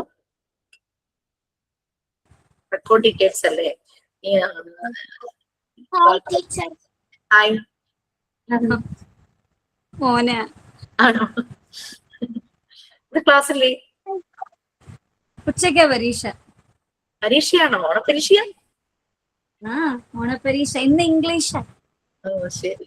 ഞങ്ങളെല്ലാം പഠിച്ച് റെഡി അതെയോ? ആയിട്ടിരിക്കുക. ഇംഗ്ലീഷ് പരീക്ഷ നല്ല ക്വസ്റ്റ്യൻ ഇഷ്ടാണോ പേപ്പർ പോലെ? കിട്ടിയാൽ മതി. ഇംഗ്ലീഷ് ഇഷ്ടാണോ? ഇംഗ്ലീഷ് ഇഷ്ടാ. അമ്മ പഠിപ്പിക്കോ? സയന്റിസ്റ്റ് ആണെന്ന് ഇഷ്ടം. ഓഹോ, അമ്മയാണോ സയന്റിസ്റ്റ് ആയ പഠിപ്പിക്കുന്നത്? അമ്മയാണോ പഠിപ്പിക്കുന്നേന്ന് മിസ് ചോദിക്കുന്ന കേട്ടില്ലേ? അമ്മയല്ല പഠിപ്പിക്കുന്നത്, ഞങ്ങള് സ്വന്തമായിട്ടാ പഠിക്കുന്നത്. Very good. ഡിപ്പെൻഡന്റ് ആകരുത് നമ്മൾ ആരും, അല്ലെ? അമ്മയ്ക്ക് ഇല്ല, പഠിക്കാനുള്ള ഡൗട്ട് ഇഷ്ടം. ഉണ്ടെങ്കിൽ മാത്രം ചോദിക്കും. ഡൗട്ട് ഉണ്ടെങ്കിൽ ചോദിക്കും. ഞാൻ അവന്റെ അടുത്തും ചോദിക്കും എന്തെങ്കിലും ഡൗട്ട് ഉണ്ടെങ്കിൽ. മോളും എന്തെങ്കിലുമൊക്കെ ഉണ്ടെങ്കിൽ അവളും പറഞ്ഞൊക്കെ തരും. അറിയാവുന്ന കാര്യങ്ങളൊക്കെ പറഞ്ഞു തരും. അവൾക്ക് ഇഷ്ടമല്ല, അവള് പറയുന്നത് എനിക്ക് പഠിക്കാൻ ഇഷ്ടമല്ല അമ്മ, എനിക്ക് ഡാൻസിനൊക്കെ എന്നെ വിട്ടാൽ മതി. ഞാൻ വഴക്കം പറയാറില്ല മാം. നേരത്തെ ഒക്കെ പറയുമായിരുന്നു. ഇപ്പോ അവളുടെ ഇഷ്ടത്തിന് അവൾ തോക്കത്തില്ല. അവൾക്ക് പറ്റിയ മാർക്ക് മേടിച്ചുകൊണ്ട് വീട്ടിൽ വരും. അത് മതിയെന്ന് ഞാനും വിചാരിച്ചു. കാരണം അങ്ങനെ ഞാൻ അവളെ ഫോഴ്സ് ചെയ്ത് പഠിപ്പിച്ചത് കൊണ്ട് ഒന്നും നേടാൻ പോകുന്നില്ല. എന്റെ കുട്ടി എ ഗ്രേഡ് മൊത്തം മേടിക്കണം എന്നൊന്നും പറഞ്ഞിട്ട് കാര്യമില്ല. ഡോണ്ട് കമ്പയർ അതർ, അതായത് ആ കുട്ടികളുമായിട്ട് കമ്പയർ ചെയ്തിട്ട് കാര്യമില്ല. ഇവൻ നല്ലപോലെ പഠിക്കും, കുഴപ്പമില്ല. പക്ഷെ അവൾക്ക് തന്നെ അറിയാം അമ്മ ഞാൻ പഠിക്കില്ല. ബട്ട് എനിക്കിഷ്ടമാണ് ഡാൻസിന് പോകാനും. പിന്നെ അവള് ക്ഷേത്രകലോർണം പഠിക്കുന്നുണ്ട്, അതൊക്കെ ഭയങ്കര ഇഷ്ടമാണ്. അതിന് ഞാൻ എൻകറേജ് ചെയ്യും. ഞാൻ പറയും നിനക്ക് ഇഷ്ടമുള്ളതിന് നീ പോക്കോ. പിന്നെ നാട്ടിലുള്ള എല്ലാ പ്രശ്നങ്ങളും അവള് വീട്ടിലും കൊണ്ടുവരും, അതും ഞാൻ എൻകറേജ് ചെയ്യുന്നുണ്ട്. ശരി, നിന്നെ കൊണ്ടാകുന്നൊക്കെ നീ ചെയ്. റോഡിൽ പോകുന്നവരെ പോലും വിടില്ല. ഹായ്, എന്തുണ്ട് വിശേഷം? ആരെങ്കിലും എനിക്കറിയാവുന്നവരൊക്കെ ആയിരിക്കും. അവരുടെ അടുത്ത് അവള് തന്നെ അങ്ങോട്ട് പോയി സംസാരിക്കും. Okay okay. അത് അവളുടെ താല്പര്യമായിരിക്കാം, എനിക്കറിയില്ല. എന്റെ വായ അടയാത്തോണ്ടായിരിക്കും അവളും അങ്ങനെ ആയിരിക്കും ചിലപ്പോ, അറിയില്ല. ഇന്റർപേഴ്സണൽ അതിനാണ് ഇന്റലിജൻസ് ഉണ്ട് സാധ്യത. മക്കൾക്ക്. Okay okay fine. നമ്മള് റൈമിലേക്ക് കടക്കാം. റൈം നമ്മൾ പറഞ്ഞു തുടങ്ങിയിരുന്നോ? ഇല്ല മാം, പറഞ്ഞു തുടങ്ങിയില്ല. പറഞ്ഞിട്ടില്ല അല്ലെ? അപ്പൊ നിങ്ങൾ ഫസ്റ്റും ഫോർത്തും പറഞ്ഞു റെക്കോർഡ് അല്ലെ? മാം ഇതെന്താ മത്സരമാണോ? ഞങ്ങളൊന്നും അവിടം വരെ എത്തിയിട്ടില്ല. ആണോ? നമ്മള് ഫസ്റ്റ് റെക്കോർഡ് ഫസ്റ്റ് പറഞ്ഞോ? സെക്കൻഡ് ഫിഫ്ത്ത് പറഞ്ഞു. എന്തോ? ഫസ്റ്റും സെക്കൻഡും ഫിഫ്ത്തും കഴിഞ്ഞു. ഫസ്റ്റും സെക്കൻഡ് ആവില്ലല്ലോ, ഫോർത്ത് വൺ അല്ലേ? കിഡ്സ് ആക്ടിവിറ്റി ബുക്ക് അല്ലേ പറഞ്ഞേ? അതെ അതെ അതെ അതെ. Correct correct. ലിസ്റ്റ് അനുസരിച്ച് നാലാമത്തെയാണ്. 1ഉം 4ഉം ഒരുമിച്ച് പറയും, 2ഉം 3ഉം ഒരുമിച്ച്. ഫിഫ്ത്ത് ഓൾറെഡി നിങ്ങൾക്ക് തന്നിട്ടുണ്ട്, അതിന്റെ ഡൗട്ട്സും ക്ലിയർ ചെയ്തു അല്ലെ? നമുക്ക് സെക്കൻഡ് വൺ റൈം എഴുതാനുള്ള റെക്കോർഡും തേർഡ് വൺ സ്റ്റോറി എഴുതാനുള്ള റെക്കോർഡാണ്. അപ്പൊ ഇവിടെയാണ് നമ്മുടെ ക്രിയേറ്റിവിറ്റി കൂടുതലായിട്ട് വർക്ക് ചെയ്യാൻ പോകുന്നത്. നമ്മൾ തന്നെ താനെയാണ് റൈമും സ്റ്റോറിയും ക്രിയേറ്റ് ചെയ്യുന്നത്. നല്ലൊരു എക്സ്പീരിയൻസ് ആയിരിക്കും. ലൈഫിൽ ഇതുവരെയും എഴുതാത്തവർ വരെയും എഴുതും. ഞാൻ ഒരു ബാച്ചിൽ നിന്ന് ഇറങ്ങിയ ബാച്ചാണ് കേട്ടോ. ആ ബാച്ചിൽ നിന്ന് കിട്ടിയ ഒരു ഫീഡ്ബാക്ക് ആണ് ഒരു കുട്ടി പറഞ്ഞത്.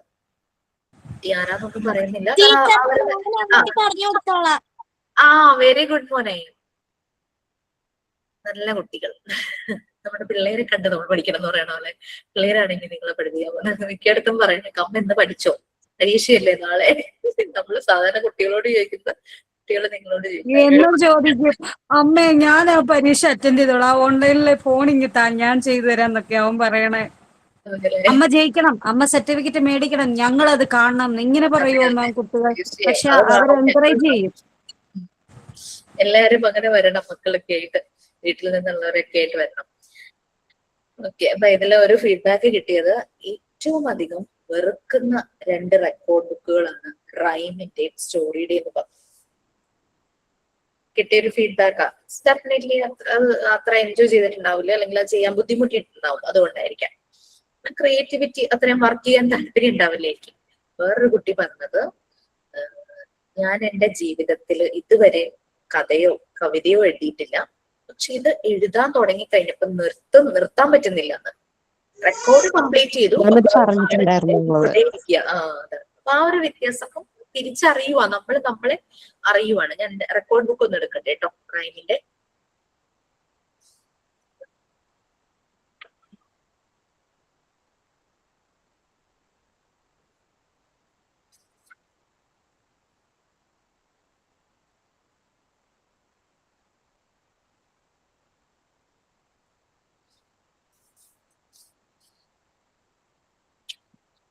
റൈം കുട്ടികൾക്കുള്ള നഴ്സറി റൈംസ് ആണ് അല്ലെ? നിങ്ങൾ കേട്ടിട്ടുള്ള നഴ്സറി റൈംസുകളെല്ലാം തന്നെ കുറേ ലൈൻസ് ഉള്ളതല്ല.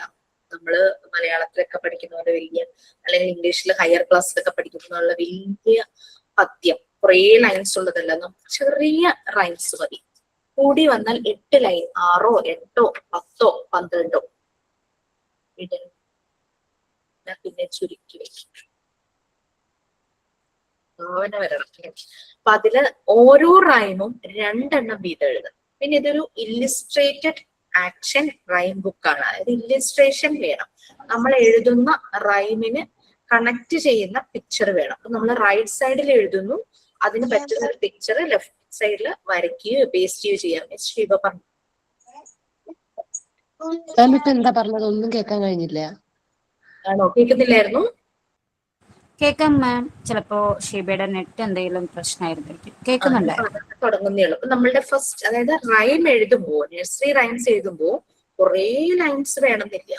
ഏറ്റവും ചെറുതായിട്ട്, അതായത് 6 ലൈൻസോ 8 ലൈൻസോ 10 ലൈൻസോ 12 ലൈൻസോ, അത് നിങ്ങൾ പ്രാസം ഒപ്പിച്ച് എഴുതുക. അതായത് റൈമിംഗ് വേർഡ്സ് വെച്ച് എഴുതുവാണെങ്കിൽ അത് ചൊല്ലുമ്പോ നല്ല രസം ഉണ്ടായിരിക്കും. എന്റെ ഒന്നും അങ്ങനെ റൈമിംഗ് വേർഡ്സ് ഒന്നും ആക്കാനോ അങ്ങനെയൊന്നും പെർഫെക്റ്റ് ആക്കാനൊന്നും എനിക്ക് പറ്റിയില്ല. എന്റെ ഒരു ക്രിയേറ്റിവിറ്റിക്ക് അനുസരിച്ച് ഞാൻ നല്ലപോലെ എഫേർട്ട് ഇട്ടു, അത്രേ ഉള്ളൂ. മാം, ഒരു സംശയമുണ്ട്. നമ്മുടെ ഈ ഇപ്പൊ ആൽഫബറ്റിക്കൽ സോങ്സ് എന്നാണല്ലോ നമ്മളിപ്പോ ഫസ്റ്റ് അതിനകത്ത് കൊടുത്തിരിക്കുന്നത്. അപ്പോ അത് നമ്മൾ ക്രിയേറ്റീവായിട്ട് എഴുതാം എന്നാണോ മാം ഉദ്ദേശിച്ചത്? അങ്ങനെ നമ്മൾ ക്രിയേറ്റീവായിട്ട് എഴുതാം, കുഴപ്പമില്ലല്ലോ? ഇല്ല, കുഴപ്പമില്ല. ഞാൻ എഴുതിയത് റെഫറൻസിന് വേണ്ടി ഞാൻ ഒന്ന് വായിച്ചു തരാം. ഈ ഭയങ്കരമായിട്ട് ചൊല്ലിത്തരാനൊന്നും അറിയില്ല. ഇത് റെക്കോർഡ് ബുക്കിലുള്ളതല്ലേ? അതെ അതെ, 3 അല്ലേ? സെക്കൻഡ് 1 ആണ്. നമ്മുടെ ലിസ്റ്റ് അനുസരിച്ച് സെക്കൻഡ് 1.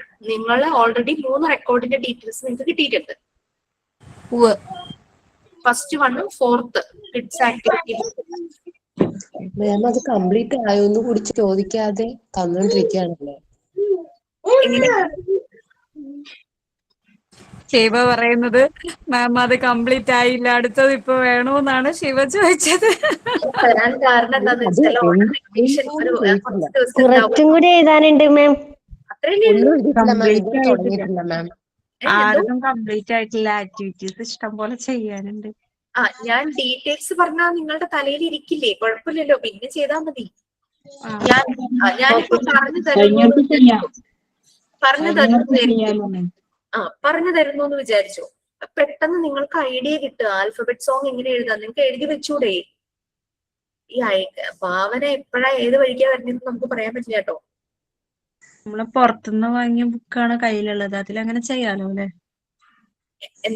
ചെയ്യാം. പുറത്തുനിന്നുള്ള റെക്കോർഡല്ലേ ഉദ്ദേശിച്ചേ? അതെ അതെ.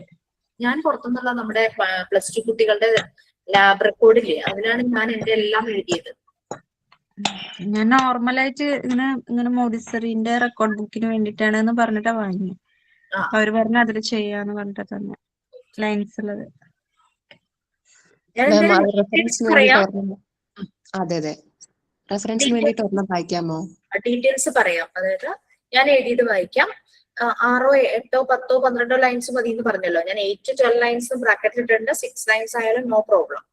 ABCD come together, EFGH stand together, IJKL sit together, MNOP jump together, QRST run together. Actions കാണിക്കാട്ടോ ഇതിന്റെ ഒപ്പം തന്നെ കുട്ടികളെ കൊണ്ട്. UVW clap together, XYZ stay together. ഇങ്ങനെ ഒരു പിക്ചർ മുട്ടിച്ചു കുട്ടികൾ ക്ലാസ്സിൽ ഇരിക്കുന്ന. എന്റെ കുട്ടികളുടെ പഴയ ടെക്സ്റ്റിലാണ്. പിന്നെ എന്റെ കയ്യിൽ ഒരു സ്റ്റെൻസിൽ ഉണ്ടായിരുന്നു ഈ ആൽഫബറ്റ്സിന്റെ. ഇത് ചെയ്യണം എന്ന് നിർബന്ധമില്ല, പക്ഷെ ഞാൻ അതും കൂടെ ഒന്ന് എഴുതി വെച്ചു. ആ സ്റ്റെൻസിൽ ഉള്ളത് കാരണം അതൊന്ന് എഴുതി വെച്ചു. അത് നിർബന്ധമില്ല, പക്ഷെ പിക്ചർ വേണം. ഇല്ലിസ്ട്രേറ്റഡ് ആക്ഷൻ റൈം ബുക്ക് ആണ്. അപ്പൊ ഓരോ റൈമിനും ഇല്ലിസ്ട്രേഷൻ വേണം. ഇതിപ്പോ ആൽഫബറ്റിക്കൽ സോങ്ങിൽ ഒന്നേ ആയുള്ളൂ.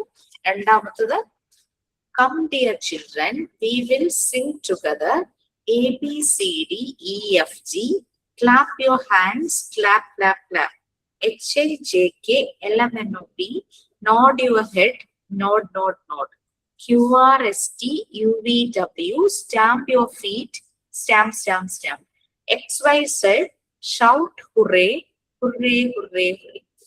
ഒരു ടീച്ചറും കുട്ടി ഇങ്ങനെ 2 എണ്ണം ചെയ്തു. ഇതുപോലെ തന്നെ നമ്പർ സോങ്സ് തന്നെ നിങ്ങൾക്ക് ഐഡിയ വരുന്നുണ്ടാകും. ശരിയല്ലേ? യെസ്.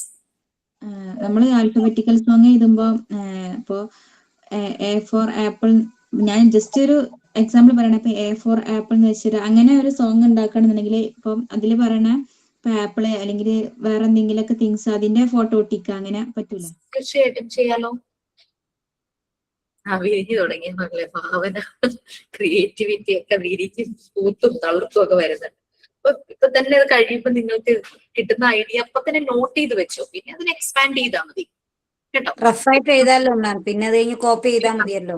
A4 അപ്പൊ അത് പഠിപ്പിക്കാൻ PVS എന്തെങ്കിലും പഠിപ്പിക്കണം. ഈ ആൽഫബറ്റ്സ് അങ്ങനെ വരുമ്പോ ലൈൻസ് കൂടുതലാവില്ലേ മാം?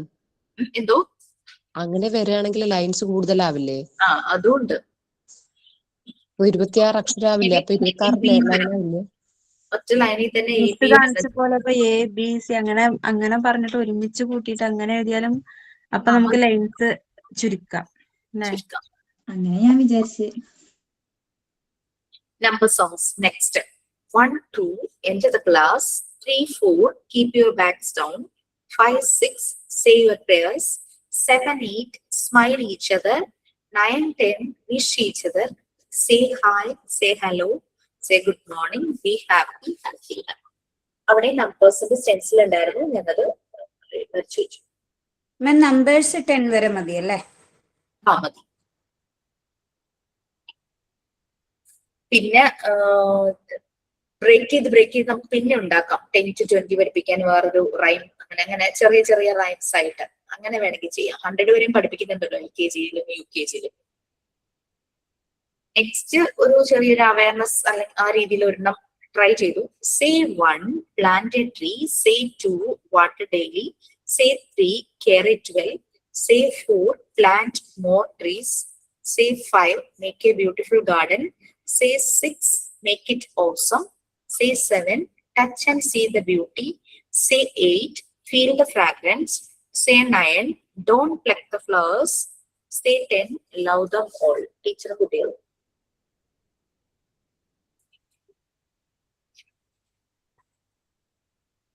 നെക്സ്റ്റ് ആണ് ഞാൻ വളരെ എനിക്ക് ഒറ്റ സ്ട്രെസ്സിന് എനിക്ക് കിട്ടുകയും ചെയ്തു, ഭയങ്കര ഹാപ്പി ആയി. Capsule points.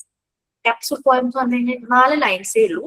ഇതിൽ ഫസ്റ്റ് വൺ ഞാൻ എഴുതിയതില് 4 വേർഡ്സേ ഉള്ളൂ. Rat rat, run run, cat cat, chase chase, rat run, cat chase, run run, chase chase. ഭയങ്കരം ഭയങ്കരി അല്ലേ? ഭീകരി. ക്രിയേറ്റിവിറ്റി ഭയങ്കരമായിട്ട്. മലയാളത്തില് കുട്ടിക്കവിത എന്നൊക്കെ പറയുന്ന പോലെ അല്ലേ മിസ്സേ? മലയാളത്തിൽ നമ്മൾ കുട്ടിക്കവിതകൾ എന്നൊക്കെ പറഞ്ഞിട്ട് 4 വരിയൊക്കെ ഉണ്ട്. കവിതകളോ അങ്ങനെയൊക്കെ പറയണല്ലേ? കുഞ്ഞുണ്ണി ഭാഷന്റെ എങ്ങനെയല്ലേ, ചെറുതല്ലേ, പക്ഷെ നല്ല മീനിങ് ആയിരിക്കും അല്ലേ, ഒരു സെന്റൻസ് ആണെങ്കിൽ പോലും. മാം ഞാൻ ചോദിക്കട്ടെ, നമ്മള് ഇപ്പൊ ഈ ആൽഫബറ്റിക്കലാണെങ്കിൽ നമ്മള് ഈ സോങ്സ് ആദ്യം ഒന്ന് മലയാളത്തിൽ ക്രിയേറ്റ് ചെയ്തിട്ട് പിന്നെ അതിനൊരു ഇംഗ്ലീഷിൽ നമ്മൾ ഇംഗ്ലീഷ് തിരിച്ചാൽ പോരെ? നമുക്ക് ഇംഗ്ലീഷിൽ എഴുതാൻ നമുക്ക് ആദ്യമേ കിട്ടിയില്ല. സോ നമ്മുടെ മിസ്റ്റേക്ക് നമ്മൾ ആദ്യം മലയാളത്തിൽ കണ്ടുപിടിച്ചിട്ട് അതിനൊന്ന് നല്ല രീതിയിൽ മീൻസ് കുഞ്ഞു കുഞ്ഞു കവിതകൾ പാടിയിട്ട് ഇംഗ്ലീഷിലോട്ട് കോപ്പി ചെയ്താൽ മതിയല്ലോ. മതി. നല്ല ടൂൾസ് ഉണ്ട്. ടൂൾസ് നല്ല രീതിയിൽ ഉപയോഗിച്ചാൽ മതി. കൊച്ചു കുട്ടികൾക്ക് പറ്റുന്നതെന്ന് പറഞ്ഞ് ഇതിനെ ഒന്ന് ട്രാൻസ്ലേറ്റ് ചെയ്യാൻ പറഞ്ഞു കഴിഞ്ഞാൽ അതിനനുസരിച്ച് ട്രാൻസ്ലേറ്റ് ചെയ്യും. നമുക്ക് മാറ്റം പറ്റും. എന്തൊക്കെയോ സംവിധാനങ്ങൾ ഉണ്ടല്ലോ ഇപ്പൊ, എന്തൊക്കെയോ മൊബൈലിനകത്ത്. പക്ഷെ നമ്മളുടെ മുഴുവനും ക്രിയേറ്റിവിറ്റി അല്ല അങ്ങനെയല്ല. ഒരു മലയാളത്തിൽ നമ്മളൊരു ക്രിയേറ്റിവിറ്റി ചെയ്യുമ്പോൾ ഓട്ടോമാറ്റിക്കായിട്ട് അത് ഇംഗ്ലീഷിലേക്ക് ആക്കാൻ വേണ്ടി നമ്മളൊന്ന് ശ്രമിച്ചാൽ തന്നെ കിട്ടുമല്ലോ. അതെ.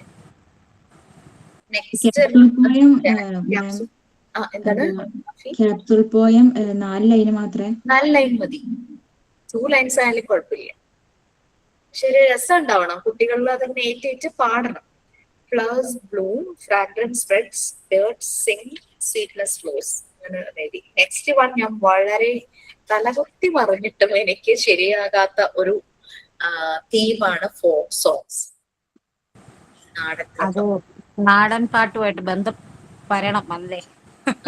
എനിക്ക് പൊതുവെ ഇഷ്ടമില്ലാത്ത ഒന്നാണ് നാടൻ പാട്ട്. 1 2 കേൾക്കും, പിന്നെ നാടൻ പാട്ടും ഭക്തിഗാനവും എനിക്ക് ഡൈജസ്റ്റ് ചെയ്യാൻ ഭയങ്കര ബുദ്ധിമുട്ടാണ്. രണ്ടെണ്ണം ഒക്കെ ഓക്കെ, രണ്ടെണ്ണം കഴിഞ്ഞു കഴിഞ്ഞാൽ എനിക്ക് എന്റെ പിടി വിടും. ഓക്കെ, അതുകൊണ്ട് ഈ രണ്ട് കാറ്റഗറിയും എനിക്ക് അത്ര താല്പര്യമുള്ളതല്ല. ഈ പറയുന്ന ഭക്തിഗാനം കേട്ട എനിക്ക് ഭക്തിയൊന്നും വരില്ല സത്യം പറയാൻ. നെക്സ്റ്റ് നാടൻ പാട്ട് ഞാൻ കുറെ ശ്രമിച്ചു. അപ്പൊ ചുമ്മാ കുറെ വാക്കുകൾ അതിനകത്ത് കുത്തിത്തിരികി, വലിയ ഭംഗിയൊന്നും ഉണ്ടായില്ല. ഹിപ്പ് ഹിപ്പ് കുറെ അങ്ങനെയുള്ള കുറെ വാക്കുകളൊക്കെ ഉണ്ടല്ലോ. നമ്മൾ ഈ ശരിക്കും കൃഷിക്കാര് കൃഷി ചെയ്യുന്ന സമയത്ത്, മീൻപിടുത്തക്കാര് മീൻ പിടിക്കാൻ പോകുമ്പോ അവരുടെ ഒരു താളത്തിലൊക്കെയുള്ള ഒരു പാട്ടൊക്കെ ഉണ്ടല്ലോ. ആ ഒരു ഇതൊക്കെ കിട്ടുമായിരുന്നെങ്കിൽ. അതെ, അപ്പൊ അതാണ്. അങ്ങനെ ഞാൻ കുറെ അങ്ങനത്തെ വാക്കുകളൊക്കെ ചേർത്ത് ചെയ്യാനായിട്ട് ശ്രമമൊക്കെ നടത്തി. അതൊന്നും അത്ര നന്നായൊന്നുമില്ല. പിന്നെ നെക്സ്റ്റ് ഫസ്റ്റ് വൺ ഒരു കുട്ടി ഇങ്ങനെ കൈകൊട്ടി പാടുന്ന രീതിയിലുള്ള ഒരു പിക്ചർ അങ്ങനെ വെച്ചു. കുറെ ഹിറ്റ് കുറെ കൂക്കു എന്നൊക്കെ പറഞ്ഞിട്ട് കുറെ മീനിങ് ലെസ് ആണ്, പക്ഷെ ബ്യൂട്ടിഫുൾ ആയിട്ടുള്ള കുറച്ച് വേർഡ്സ് ചേർത്തു. പക്ഷെ അത്ര രസമുണ്ടായില്ല. നെക്സ്റ്റ് ഫിഷർമെന്റെ പിക്ചർ വെച്ചിട്ട് ക്രിയേറ്റ് ചെയ്യാൻ നോക്കി. ഹിയ ഹിയ ഹിയ ഹാഹ എന്നൊക്കെ പറഞ്ഞിട്ട് അവര് കടലില് മീൻ പിടിക്കാൻ പോകുന്നതിന്റെ ഒരു തീം വെച്ചിട്ടായിരുന്നു അത് ചെയ്തത്. സിംഗിങ് യോ യോ ലാല ഹോറേ എന്നൊക്കെ പറഞ്ഞു. നെക്സ്റ്റ് വൺ വലിയ കുഴപ്പമുണ്ടായില്ല. റിഡിൽ സോങ് ആണ് നെക്സ്റ്റ് വൺ. റിഡിൽ സോങ് നമുക്കറിയാം, നമ്മുടെ കടങ്കഥകൾ അല്ലെ. നമ്മള് കടങ്കഥ ചോദിക്കുക പാട്ടിലൂടെ. ഓയി അതന്നെ, കടങ്കഥ ചോദിക്കുക പാട്ടിലൂടെ. അപ്പൊ ആൻസർ ലാസ്റ്റത്തെ സെന്റൻസിൽ നമ്മുടെ ആൻസർ നമുക്ക് കിട്ടണം. ആ രീതിയിൽ I can fly high, I am not a bird, I am colourful, I have no wings, everyone likes me, all are my friends, but I need thread and dew, then only I can fly, tell me my friend, who am I? Kite, beautiful kite. അങ്ങനെ കുട്ടികൾക്ക് awareness കിട്ടുന്ന രീതിയിലുള്ള ഒരു കടങ്കഥ riddle song ഉണ്ടാക്കുക. Next one, I am yellow and like a ball, my house is at sky, I keep light to grow, I will shine all the day, I will hide in the night, you cannot reach at me, sorry, I am too hot, my dear, yes, it is the shining sun. Okay, super, നന്നായിട്ട് വരച്ചിട്ടുണ്ടല്ലോ. Thank you. അത് എളുപ്പല്ലേ, circle വരച്ചു. പിന്നെ ബാക്കി വരെ ഒന്നും വരില്ല. ഇങ്ങനത്തെയൊക്കെ വലിയ കുഴപ്പമുണ്ടാവില്ല. Next provides scientific knowledge type ആണ്. അത് ഞാൻ സോളാർ സിസ്റ്റത്തെ കുറിച്ചാണ്. കുട്ടികൾക്ക് എന്താണോ അവരുടെ ആ ഒരു ക്ലാസ്സിൽ പഠിക്കാൻ EVS ഒക്കെ ഉണ്ടെങ്കിൽ അതിലെന്താണോ ഉള്ളത് അതിനെ കണക്ട് ചെയ്ത് നമുക്കൊരു റൈം ഉണ്ടാക്കുവാണെങ്കിൽ നന്നായിരിക്കും. അത് പഠിക്കുകയും ചെയ്യും, ആ റൈമിലൂടെ അവരത് പഠിക്കും അല്ലെ. സോളാർ സിസ്റ്റം ആണ്. 1 2 3 4 5 6 7 8. There are 8 planets. Our Earth is one of them. Earth is rounded shape. It looks like a football. Sun is a big hot star. It gives heat and light. All the planets revolve around the sun. Statement പോലെയൊക്കെയാണ്, വലിയ കവിതയൊന്നും feel തോന്നുന്നില്ല, എന്നാലും ഒപ്പിച്ചു. പിന്നെ അങ്ങനെയാണെങ്കിൽ scientific ആയിട്ട് നോക്കുമ്പോൾ മാം നമ്മുടെ ആ ഇതൊക്കെ ഗ്രഹങ്ങളെ കുറിച്ചൊക്കെ നമുക്ക് എഴുതാലോ അല്ലെ. അതിന്റെ ബേസിലും സ്റ്റാറും അതൊക്കെ കണക്ട് ചെയ്ത് എഴുതാലോ, സ്കൈയും ഒക്കെ ചേർത്ത്. തീർച്ചയായിട്ടും. ഞാൻ രണ്ടാമത് എഴുതിയത് നമ്മുടെ ബോഡിയുടെ എക്സ്റ്റേണൽ പാർട്സ് അല്ലേ. We have 2 eyes, eyes help us to see, we have, ഇതൊക്കെ അവർക്ക് പഠിക്കാനുണ്ടെന്ന് തോന്നുന്നു ആ ഒരു ക്ലാസ്സിൽ. We have 2 ears, ears help us to hear, we have 1 nose, nose helps us to smell, we have 1 tongue, tongue helps us to taste, we have 2 hands, hands help us to touch, we have 2 legs, legs help us to walk. Correct അവർക്ക് പഠിക്കാനുള്ളതിൽ തന്നെ picture ഉണ്ടായിരുന്നു, മോളുടെ text ഉണ്ടായിരുന്നു. അപ്പൊ അതുകൊണ്ട് എനിക്ക് ആ സമയത്ത് അതിൽ നിന്ന് എടുക്കാൻ പറ്റി. Next question and answer type. ഇത് EVSന്റെ ടോപ്പിക്സ് ഒക്കെ പഠിപ്പിക്കാൻ നല്ല എളുപ്പമാണ് ക്വസ്റ്റ്യൻ ആൻഡ് ആൻസർ ടൈപ്പ്. അത് എനിക്ക് വല്ല പോയറ്റിക് ആയിട്ടൊന്നും എനിക്ക് വന്നില്ല, അങ്ങനെ റൈം അങ്ങനെ ഉള്ള രീതിയിലൊന്നും എന്റെ ആയില്ല. എന്റെ ക്വസ്റ്റ്യൻ സ്റ്റേറ്റ്മെന്റ് പോലെയാണ് ആയത്. എന്താണോ നിങ്ങൾക്ക് പറ്റുന്ന ആ ഒരു രീതിയിൽ ചെയ്യൂ. Which is yellow colour flower, നമ്മൾ ആ ഒരു ടോണിലൊക്കെ ഒന്ന് ആക്കുവാണെങ്കിൽ കുറച്ചുകൂടി ഒരു റൈം ഫീല് വരും. It is sunflower. Which flower gross on water, it's lotus. Which plant has both thorns, it is rose plant. ഇത് ചെയ്യുമ്പോൾ ഒന്നിനെ കുറിച്ച് തന്നെ പല ക്വസ്റ്റ്യൻസ് അങ്ങനെ ചെയ്യാം, അല്ലെങ്കിൽ പലതിനെ കുറിച്ചാകാം, അങ്ങനെയാകാം. പിന്നെ which is A medicinal plant എന്നൊക്കെ പറഞ്ഞിട്ട് അങ്ങനെ കുറച്ച് കാര്യങ്ങൾ. നെക്സ്റ്റ് അനിമൽസ്, ബേർഡ്സിനെ കുറിച്ചുള്ള രീതിയിലാണ് നെക്സ്റ്റ് ക്വസ്റ്റ്യൻ ആൻസർ ടൈപ്പിൽ വന്നത്. Who guards our home? It's dog. Who has got black and white stripes? Zebra. അങ്ങനെ. Who has got colourful wings? It is butterfly. Who has got beautiful feathers? It is peacock. ആ രീതിയിൽ എനിക്ക് എഴുതാൻ അറിയുള്ളായിരുന്നു, കൂടുതലൊന്നും creativity അതിനകത്ത് വന്നു. Next provides general knowledge. അത് പിക്ചർ കിട്ടിയതിന് ശേഷം കേട്ടോ ക്രിയേറ്റ് ചെയ്തത്. കുട്ടികളുടെ ടെക്സ്റ്റില് ഈ സീഡ് കർഷകൻ ഇങ്ങനെ സോ ചെയ്യുന്നതും അത് സ്പ്രൗട്ട് ചെയ്യുന്നതും വലിയ മരമാവുന്നതും നിറയെ ഫ്രൂട്ട്സ് ഉണ്ടാകുന്നതും അങ്ങനത്തെ ഒരു പിക്ചർ കിട്ടിയിട്ടുണ്ടായിരുന്നു. പിക്ചർ ഇതായിരുന്നു, സ്റ്റെപ്പ് ബൈ സ്റ്റെപ്പ് ആയിട്ടുള്ള പിക്ചർ. കുട്ടികൾ ആ ഫ്രൂട്ട്സ് കഴിക്കുന്നതും അങ്ങനെയൊക്കെയുള്ള കാര്യങ്ങളൊക്കെ ആയിട്ട്. അപ്പൊ പിന്നെ അതിനെ ഞാൻ അങ്ങോട്ടൊരു റൈം ആക്കി. It was once a seed, the farmer sowed and watered it, then it grew into a sapling, it grew and became a plant, later it became a tree, it bears tasty fruits, all eat its fruits and rest in its shade. ചിലതൊക്കെ വലിയ കുഴപ്പമില്ലാതെ. പിന്നെ എഴുതിയത് അനിമൽസിനെ കുറിച്ചായിരുന്നു. അനിമൽസിനെ കുറിച്ചെന്ന് പറഞ്ഞു കഴിഞ്ഞാൽ ആ ചെറിയ ക്ലാസ്സിലെ കുട്ടികൾക്ക് അനിമൽസിന്റെ ഷെൽട്ടറിനെ കുറിച്ച് പഠിക്കാനുണ്ട്. We live in our sweet home. Animal friends also have home. Cow and goat live in a shed. A dog lives in a kennel. Hen has a coop and horse has a stable. King of forest is the lion who has got a den. Biggest land animal is elephant. Tallest animal is giraffe. Both live under the trees. Everyone has got sweet home. Sweet, sweet, sweet home. അങ്ങനെ അത് കുറച്ച് ഇൻഫർമേഷൻസും കൂടെ അതിനകത്ത് വരുന്ന രീതിയിൽ അവർക്ക് പഠിക്കാൻ പറ്റുന്ന രീതിയിൽ തന്നെ കൊടുത്തു. ഹെൽത്തി ഹാബിറ്റ്സ് ടൈപ്പ് ഡെഫിനറ്റ്ലി നിങ്ങൾക്ക് എളുപ്പമായിരിക്കും ചെയ്യാനായിട്ട്. early to bed, early to rise, make everyone healthy one, brush your teeth twice a day, make your smile white as milk, wash your hands before and after every meal, take a bath twice a day, you can feel and see best of you only. അതിന്റെ pictures അവർക്ക് പഠിക്കാനുണ്ട് ആ സമയത്ത്. പിന്നെ second one same അതുപോലെ തന്നെ praying to God every day and every day, have healthy food and time, then only you get power. Comb your hair regularly, you can see how nice it is. Trim your nails regularly, it should be good for you. Wear neat and clean clothes, then you can see how smart you are. And കുറച്ച് pictures. Next one ഞാൻ capsule poem പറഞ്ഞ പോലെ തന്നെ എനിക്ക് ഒട്ടും ബുദ്ധിമുട്ടില്ലാതെ എൻ്റെ ഉള്ളിൽ നിന്ന് വന്നതായിരുന്നു. Next one about great people. അത് മനസ്സിൽ വളരെയധികം ഇപ്പോഴും എന്നെ ഇൻഫ്ലുവൻസ് ചെയ്യുന്ന രണ്ട് വ്യക്തികളെ കുറിച്ചുള്ളതായിരുന്നു. അതുകൊണ്ട് അത് എഴുതാൻ എനിക്ക് ഒട്ടും ബുദ്ധിമുട്ട് വന്നില്ല, കാരണം മനസ്സിലുള്ള ആൾക്കാരായത്. First one Jesus Christ. Oh Jesus, you son of God. He is unique and kind. He heals a wound and pain. He speaks about love only. He says you shall love your neighbors as yourself. He says love God with all your heart, soul and mind. He the love and kind. ജീസസിന്റെ ഒരു ചെറിയ picture എഴുതി അത് പൊട്ടിച്ചു. Next mother Teresa. The symbol of love and affection, it's only you, mother. She was always there for poor and needy. She believes she belonged to the world, always keeping smile on her face. We can feel the affection in her arms. She will show what real love can do. അടുത്തത് about animals ആണ്. അത് അനിമൽസിന്റെ sound ഞാൻ ഓർക്കുന്നു. എന്റെ കുട്ടികൾ ചെറിയ ക്ലാസ്സിൽ പഠിക്കുമ്പോൾ അനിമൽ സൗണ്ട് വെച്ചിട്ട് അവർ ഐഡന്റിഫൈ ചെയ്യുന്ന ഒരു ലെസൺ പോലെ തോന്നിയായിരുന്നു. We can make so many sounds. Animals can make their own sounds. Dog barks, bow, bow, bow.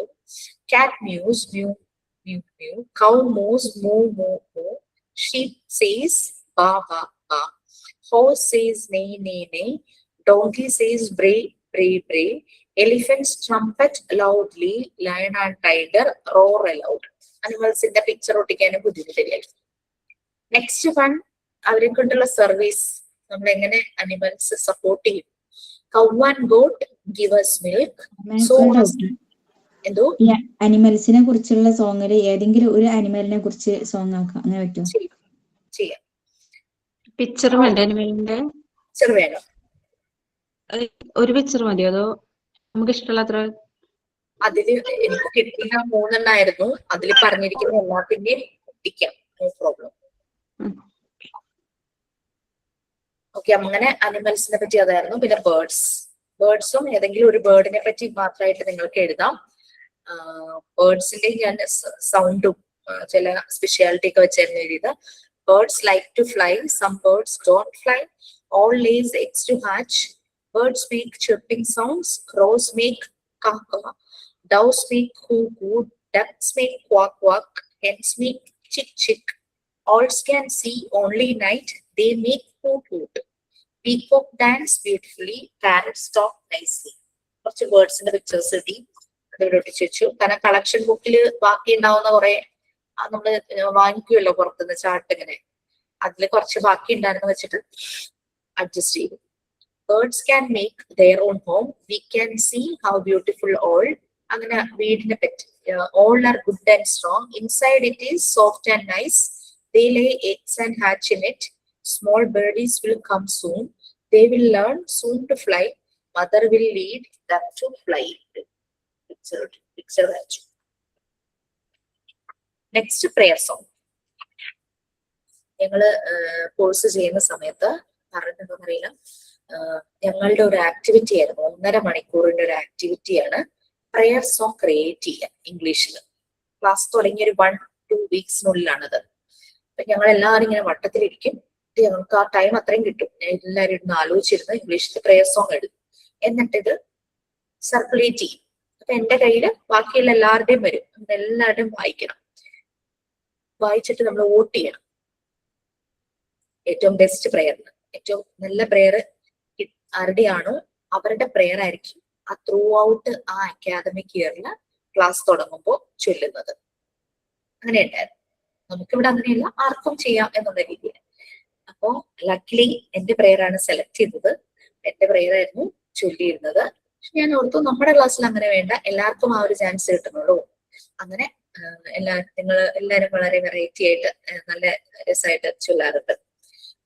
Okay, ഞാൻ ഫസ്റ്റ് എഴുതിയ ഇപ്പൊ വായിക്കുന്ന പ്രയർ അല്ല സെലക്ട് ചെയ്തത്, അത് വേറെയാ, രണ്ടാമത് എഴുതിയതാണ്. അത് ലാസ്റ്റ് ടൈം വായിക്കാം. സെലക്ട് ചെയ്ത prayer: oh God, thank you so much for giving us a life. ഒരു താങ്ക്സ് ഗിവിംഗ്, ഒരു ഗ്രാറ്റിറ്റ്യൂഡ് എക്സ്പ്രഷൻ പോലത്തെ. Thank you God for guiding us, thank you God for saving us, thank you God for the food we eat, thank you God for the birds that sing, thank you God for the flowers that bloom, thank you God for everything. കുട്ടികളെ പ്രേ ചെയ്യുന്ന ഒരു picture ഉണ്ട്. ഇനി select ചെയ്ത prayer വായിക്കാം. When sun shines, feeling good, then sorrows will go away. When moon lights, feeling good, then calmness will fill in heart. When stars twinkle, feeling good, then smile comes on the face. When breeze blows, feeling good, then fragrance spread all over. When birds sing, feeling good, then sweetness will hear around. When lamp brights, feeling good, then shine comes on the face. When all together doing well, then happiness forever. Nothing religious ആയിട്ടുള്ള prayer ആയിരിക്കണം നമ്മൾ create ചെയ്യേണ്ടത്. സ്കൂളിലൊക്കെ ചെല്ലുന്നത് അങ്ങനെയാണല്ലോ. അങ്ങനെ ഒരു നല്ല പ്രയർ ആയിരുന്നു അത്. നല്ല ഒരു അർത്ഥമുണ്ട് അതിനകത്ത്. Thank you so much. എന്റെ മോള് 7th സ്റ്റാൻഡേർഡിൽ പഠിക്കുമ്പോഴാണ് ഞാൻ ഈ കോഴ്സ് ചെയ്യുന്നത്. അപ്പൊ അതിന് മുമ്പാണ് ചെയ്തത്. അപ്പൊ ഈ ഒരു റെക്കോർഡിൽ ഈ പ്രയർ ഉണ്ടായിരുന്നു. അപ്പൊ സ്കൂളില് ആർട്സ് ഫെസ്റ്റിവലിന് കോമ്പറ്റീഷൻ ഉണ്ടല്ലോ, ഇംഗ്ലീഷ് പോയം റെസിറ്റേഷൻ. അപ്പൊ അവള് ഈ പോയമായിട്ടാണ് പോയത്. അപ്പൊ അവിടെ കുട്ടികള് വേർഡ്സ് വർത്തിന്റെയും കീറ്റ്സിന്റെ ഒക്കെ അത് റിസൈറ്റ് ചെയ്തുകൊണ്ടിരിക്കുകയായിരുന്നു. അവളിങ്ങനെ പറഞ്ഞു എന്റെ അമ്മ എഴുതിയതാണ്, ഞാനിവിടെ റിസൈറ്റ് ചെയ്യാൻ പോകുന്നത് പറഞ്ഞ ഇൻട്രൊഡക്ഷൻ ഒക്കെ കൊടുത്തിട്ട് അവളത് ചൊല്ലി. അവൾക്ക് 3rd place കിട്ടിട്ടോ. Very good. ഒരു കഥയും കൂടെ ഈ ഒരു പ്രെയറുമായിട്ട് കണക്റ്റഡ് ആണ്. ഓക്കെ, അപ്പൊ നിങ്ങൾക്ക് ഒരു ഐഡിയ കിട്ടിയില്ലേ? ഇപ്പൊ കുറെയൊക്കെ ഐഡിയാസ് ഒക്കെ വരുന്നില്ലേ? ഭാവനയൊക്കെ ഇങ്ങനെ ഇരിഞ്ഞ് വരുന്നുണ്ടാകും. പതുക്കെ കണ്ടുപിടിക്കുമ്പോ ചെയ്യാൻ പറ്റുമല്ലോ. ഓർഡർ നോക്കണ്ട, കിട്ടുന്നത് അങ്ങ് എഴുതി വെക്കും. ഓക്കെ. ടീച്ചിങ് പ്രാക്ടീസ് 15 ദിവസം ചെയ്താൽ മതിയോ? അങ്ങനെ ഇത്ര ദിവസമൊന്നുമില്ല. 10 to 15 days ഞങ്ങൾ റെഗുലർ കോഴ്സ് ആയതുകൊണ്ട് ഞങ്ങൾക്ക് അങ്ങനെയായിരുന്നു. കാരണം നമുക്ക് ക്ലാസ് ടൈമിന്റെ ടൈമിലാണല്ലോ പോകുന്നത്. പിന്നെ ലാസ്റ്റ് വൺ എന്ന് പറയുന്ന പ്രേയർ സോങ് ആണ്. പറയാട്ടോ, എന്താണ് ടീച്ചിങ് പ്രാക്ടീസ് നമ്മൾ ചെല്ലുന്ന സ്കൂളുകാർ ചിലപ്പോൾ പറയും ഇത്ര ദിവസം ചെയ്യണം എന്ന് പറഞ്ഞാൽ നമ്മൾ ചെയ്തല്ലേ പറ്റും. അപ്പൊ അങ്ങനെ മാറാം. പിന്നെ നമ്മൾക്ക് തോന്നുവാണ് കുറച്ച് ദിവസം കൂടെ ചെയ്താൽ നന്നായിരുന്നു, എനിക്കൊരു പ്രാക്ടീസ് ആകും എന്ന് തോന്നുവാണെങ്കിൽ ഡെഫിനറ്റ്ലി നിങ്ങൾ കണ്ടിന്യൂ ചെയ്യണം, അവരൊക്കെ ആണെങ്കിൽ. ഇനി അതല്ല, അവര് പറയുവാണ്, അവിടെ മിക്കവാറും നമ്മൾ ചെല്ലുമ്പോഴായിരിക്കും ടീച്ചർമാർ ലീവ് എടുക്കുന്നത്. അവര് പറയാണ് വർക്ക് ചെയ്യാൻ അങ്ങനെ തുടരാമോ എന്ന് ചിലരോട് ചോദിക്കും. അങ്ങനെ ജോബായിട്ട് തന്നെ പേയ്മെന്റോടുകൂടി അങ്ങനെ പറയുവാണെങ്കിൽ ഇറ്റ്സ് യുവർ ചോയ്സ്. നിങ്ങൾക്ക് വേണമെങ്കിൽ എക്സ്റ്റെൻഡ് ചെയ്ത് ഇവിടെ വർക്ക് ചെയ്യുന്ന പോലെ ചെയ്യും. അപ്പൊ ഒക്ടോബർ മാസമായ കുഴപ്പമുണ്ടോ ചെയ്യാനായിട്ട്? സെപ്റ്റംബറിൽ പോണോന്നുണ്ട്. ഇല്ല, സെപ്റ്റംബറിൽ തന്നെ പോകണം എന്നൊന്നുമില്ല. ഇത് നമ്മളുടെ മോഡ്യൂൾ 1 പാർട്ട് 3 എടുക്കുമ്പോൾ പാർട്ട് 3 ഇനിയിപ്പോ അത് പ്രശ്നമില്ല. നിങ്ങൾക്ക് ഇപ്പൊ മോണ്ടിസോറി മെത്തേഡൊക്കെ എന്താന്ന് മനസ്സിലായിട്ടുണ്ടല്ലോ. അത് പോയി നമുക്ക് അപ്ലൈ ചെയ്യാനായിട്ട് പറ്റണം. പിന്നെ അപ്പോഴേക്കും നിങ്ങൾ മെറ്റീരിയൽസ് കുറച്ചൊക്കെ ഉണ്ടാക്കുമല്ലോ, അതും കൊണ്ടുപോകാൻ പറ്റുന്ന ഒരു സാഹചര്യമാണ് അവിടെയെങ്കിൽ അതുമായിട്ട് പോകാലോ, ടീച്ചിങ് എയ്ഡ്സുമായിട്ട് പോകാലോ. അതിനുള്ളൊരു ടൈം ഉദ്ദേശിച്ചാണ് പറഞ്ഞത്. അപ്പൊ ഏത് മാസത്തിനുള്ളിൽ ചെയ്ത് തീർക്കണം പ്രാക്ടീസ്? വൈവയ്ക്ക് മുന്നേ ആയിട്ട് മതിയോ? നമ്മൾ കമ്പൽസറി ആയിട്ട് പറയുന്നില്ല നിങ്ങൾ ഇപ്പൊ തന്നെ ടീച്ചിങ് പ്രാക്ടീസ് ചെയ്യണമെന്ന്. ചിലര് കോഴ്സ് കഴിഞ്ഞിട്ട് ചെയ്യുന്നവരുണ്ട്. കാരണം കോഴ്സിന്റെ സമയത്ത് പോകാൻ പറ്റാത്ത സാഹചര്യമാണ്. പ്രഗ്നൻസി, ഡെലിവറി, കൊച്ചുകുട്ടികൾ അങ്ങനെയൊക്കെ വരുമ്പോൾ, അല്ലെങ്കിൽ വീട്ടിൽ ആർക്കെങ്കിലും എന്തെങ്കിലും പേഴ്സണൽ ഇത് കാരണം പോകാൻ പറ്റാത്തവര് പലരും കോഴ്സ് കംപ്ലീറ്റ് ചെയ്ത് സമാധാനമായിട്ട് പോയാൽ മതിയോ എന്ന് ചോദിക്കുന്നവരുണ്ട്. അതൊക്കെ യുവർ ചോയ്സ്. പിന്നെ വൈവയ്ക്ക് നമ്മുടെ ടീച്ചിങ് പ്രാക്ടീസിന് മാർക്കുണ്ട്. 50 മാർക്കാണ് ടീച്ചിങ് പ്രാക്ടീസിന് എന്ന് കരുതി പോവാത്തവർക്ക് മാർക്കില്ല, കുറയ്ക്കുന്നല്ല. വൈവ ടൈമിൽ നിങ്ങളുടെ ഡെമോ വാല്യൂ ചെയ്യും, ഡെമോ ചെയ്ത് കാണിക്കണം ക്ലാസ് എടുത്ത്. അപ്പൊ മാർക്ക് ഇടും, ടീച്ചിങ് പ്രാക്ടീസിന് മാർക്ക് ഇടും. യെസ്, ചോദിച്ചു. കഴിഞ്ഞ റെക്കോർഡിന്റെ കഴിഞ്ഞു. റൈം മാത്രം പോവാൻ വേണ്ടിട്ട് അപ്പോയിന്റ്മെന്റ് എടുത്തിട്ടുണ്ട്. അത് മോന് പനിയായിട്ടേ സമയമായോ? മാറുന്നില്ല. ഓൾറെഡി ടൈം കഴിഞ്ഞു. ഞാൻ പറഞ്ഞു ഒരു അർജന്റ് കാര്യം ഉണ്ട്, അതുകൊണ്ട് കുറച്ച് ലേറ്റ് ആവുന്ന് പറഞ്ഞിട്ടുണ്ടായിരുന്നു. പനി വന്നിട്ടേ മാറുന്നില്ല, വീണ്ടും ഇടയ്ക്കിടയ്ക്കായിട്ട് വരിക. എത്ര വയസ്സുണ്ട്? ഈ പ്രൊഫൈലിൽ കാണുന്ന ആണോ മോൻ? അല്ല, അത് മൂത്താളാണ്. ആളിപ്പോ 8th-ലായി. ഇതിപ്പോ രണ്ടാമത്തെ മോന്, അവൻ 7 വയസ്സ്. ഇന്നലെ ആയിരുന്നു ബർത്ത്ഡേ ഉണ്ടായിരുന്നു. ബർത്ത്ഡേക്കൊക്കെ പനി പിടിച്ചിട്ട് ഇരിപ്പായിരുന്നു. കേക്കൊന്നും കട്ട് ചെയ്ത് കാണില്ലല്ലേ? കേക്കൊക്കെ കട്ടിയൊക്കെ ചെയ്തു, അതിനൊന്നും മുടക്കം വരുത്തിയില്ല. അതെ, വീട്ടിലെല്ലാവർക്കും ഉണ്ടായി. ഞങ്ങളിപ്പോ ഒരു 3 weeks ആയിട്ട് എല്ലാവരും മാറിയിട്ട് പനി വന്നു പോയിട്ട് ഇരിക്കുകയാണ്. പക്ഷെ വീണ്ടും വരുന്നുണ്ട്, മാറിയാലും വീണ്ടും വരുന്നുണ്ട്. എനിക്ക് 1 മാസം ബുദ്ധിമുട്ടായിരുന്നു പനിയുടെ. അതെ, ഇപ്പൊ ഇവിടെ എല്ലായിടത്തിലും പറയുന്നുണ്ട്, റിലേറ്റീവ്സും ഒക്കെ പറയുന്നുണ്ട്. അപ്പൊ ശരി മാം, ഞാനൊന്ന് ലീവ് ചെയ്തോട്ടെ. Okay, by. മാം അയച്ച PDF ഉണ്ടല്ലോ PFAന്റെ, അത് നമ്മൾ നോട്ടിലേക്ക് എഴുതണ്ട ഇപ്പൊ തന്നെ? നോട്ടിലേക്ക് എഴുതി വെക്കണം എന്നില്ല ഹഫി, കാരണം ഞാൻ ക്ലാസ്സിൽ അതെന്ന് പറഞ്ഞ ഒരു ഡിഗ്രി സൈക്കോളജി സ്റ്റുഡൻസിന്റെ ഒരു ചാപ്റ്റർ ആണ്. അപ്പൊ അത് നല്ല കണ്ടന്റ് ആയിട്ട് തോന്നിയതുകൊണ്ടാണ് ഞാൻ അത് അങ്ങനെ തന്നെ നിങ്ങൾക്ക് തന്നിരിക്കുന്നത്. ഞാൻ ക്ലാസ് എടുക്കുമ്പോൾ നമുക്കതിൽ എന്തൊക്കെ വേണം എന്നുള്ളത് ഞാൻ പറയും. നിങ്ങൾ അതൊന്ന് നോട്ട് ചെയ്ത് വെക്കുക, എന്നിട്ട് തന്നെ ഒരു നോട്ട്സ് ഉണ്ടാക്കിക്കോളൂ അതിനെ ബേസ് ചെയ്തിട്ട്. പിന്നെ അതൊരു റെഫറൻസ് ആയിട്ട് അവിടെ കിടക്കുള്ളൂ. 10-28 പേജ് എങ്ങാണ്ടുണ്ടെന്ന് തോന്നുന്നു. അത് നോട്ട്ബുക്കിലേക്ക് നോട്ട് ചെയ്യോ പ്രിന്റ് എടുക്കോ ഒന്നും വേണ്ട. ക്ലാസ്സിൽ നമ്മൾ പറയുന്ന കാര്യങ്ങൾ നിങ്ങൾ ജസ്റ്റ് ഒന്ന് നോട്ട് ചെയ്ത് വെക്കുക, ആ PDF വായിക്കുക, എന്നിട്ട് നമ്മളുടേതായ രീതിയിൽ നമ്മൾക്ക് എന്താണോ മനസ്സിലായത്, നമ്മൾ എന്താ എക്സ്പീരിയൻസ് ചെയ്തത്, അത് എഴുതി വെക്കും.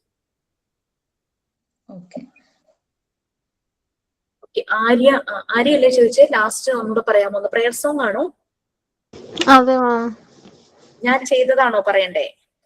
അതെങ്ങനെയാന്ന് പറഞ്ഞില്ല എങ്ങനെ ചെയ്യണമെന്ന്. ഞാൻ അതിന്റെ ഇടയ്ക്ക് ഒരാള് വന്നേ ഇവിടെ, അതാണ് ജസ്റ്റ് മിസ്സായി. ഒന്നുമില്ല, നമ്മള് നത്തിങ് റിലീജിയസ് ആയിട്ടുള്ള ഒരു പ്രെയർ പ്രാർത്ഥനയില്ലേ, നമ്മൾ സ്കൂളുകളിലൊക്കെ പണ്ട് പ്രെയർ ചെയ്യില്ലായിരുന്നു, അഖിലാണ്ട് പണ്ടിലും വെറുതെ കുറെ ഉണ്ടായിരുന്നു. അങ്ങനെയുള്ള പ്രെയർ, റിലീജിയസ് ആയിട്ടുള്ളതല്ല, ഒരു ഒരു പ്രാർത്ഥന, നമ്മൾ എല്ലാരും കൂടെ ചേർന്ന് പാടാൻ പറ്റുന്ന രീതിയിലുള്ള ഒരു പ്രാർത്ഥന.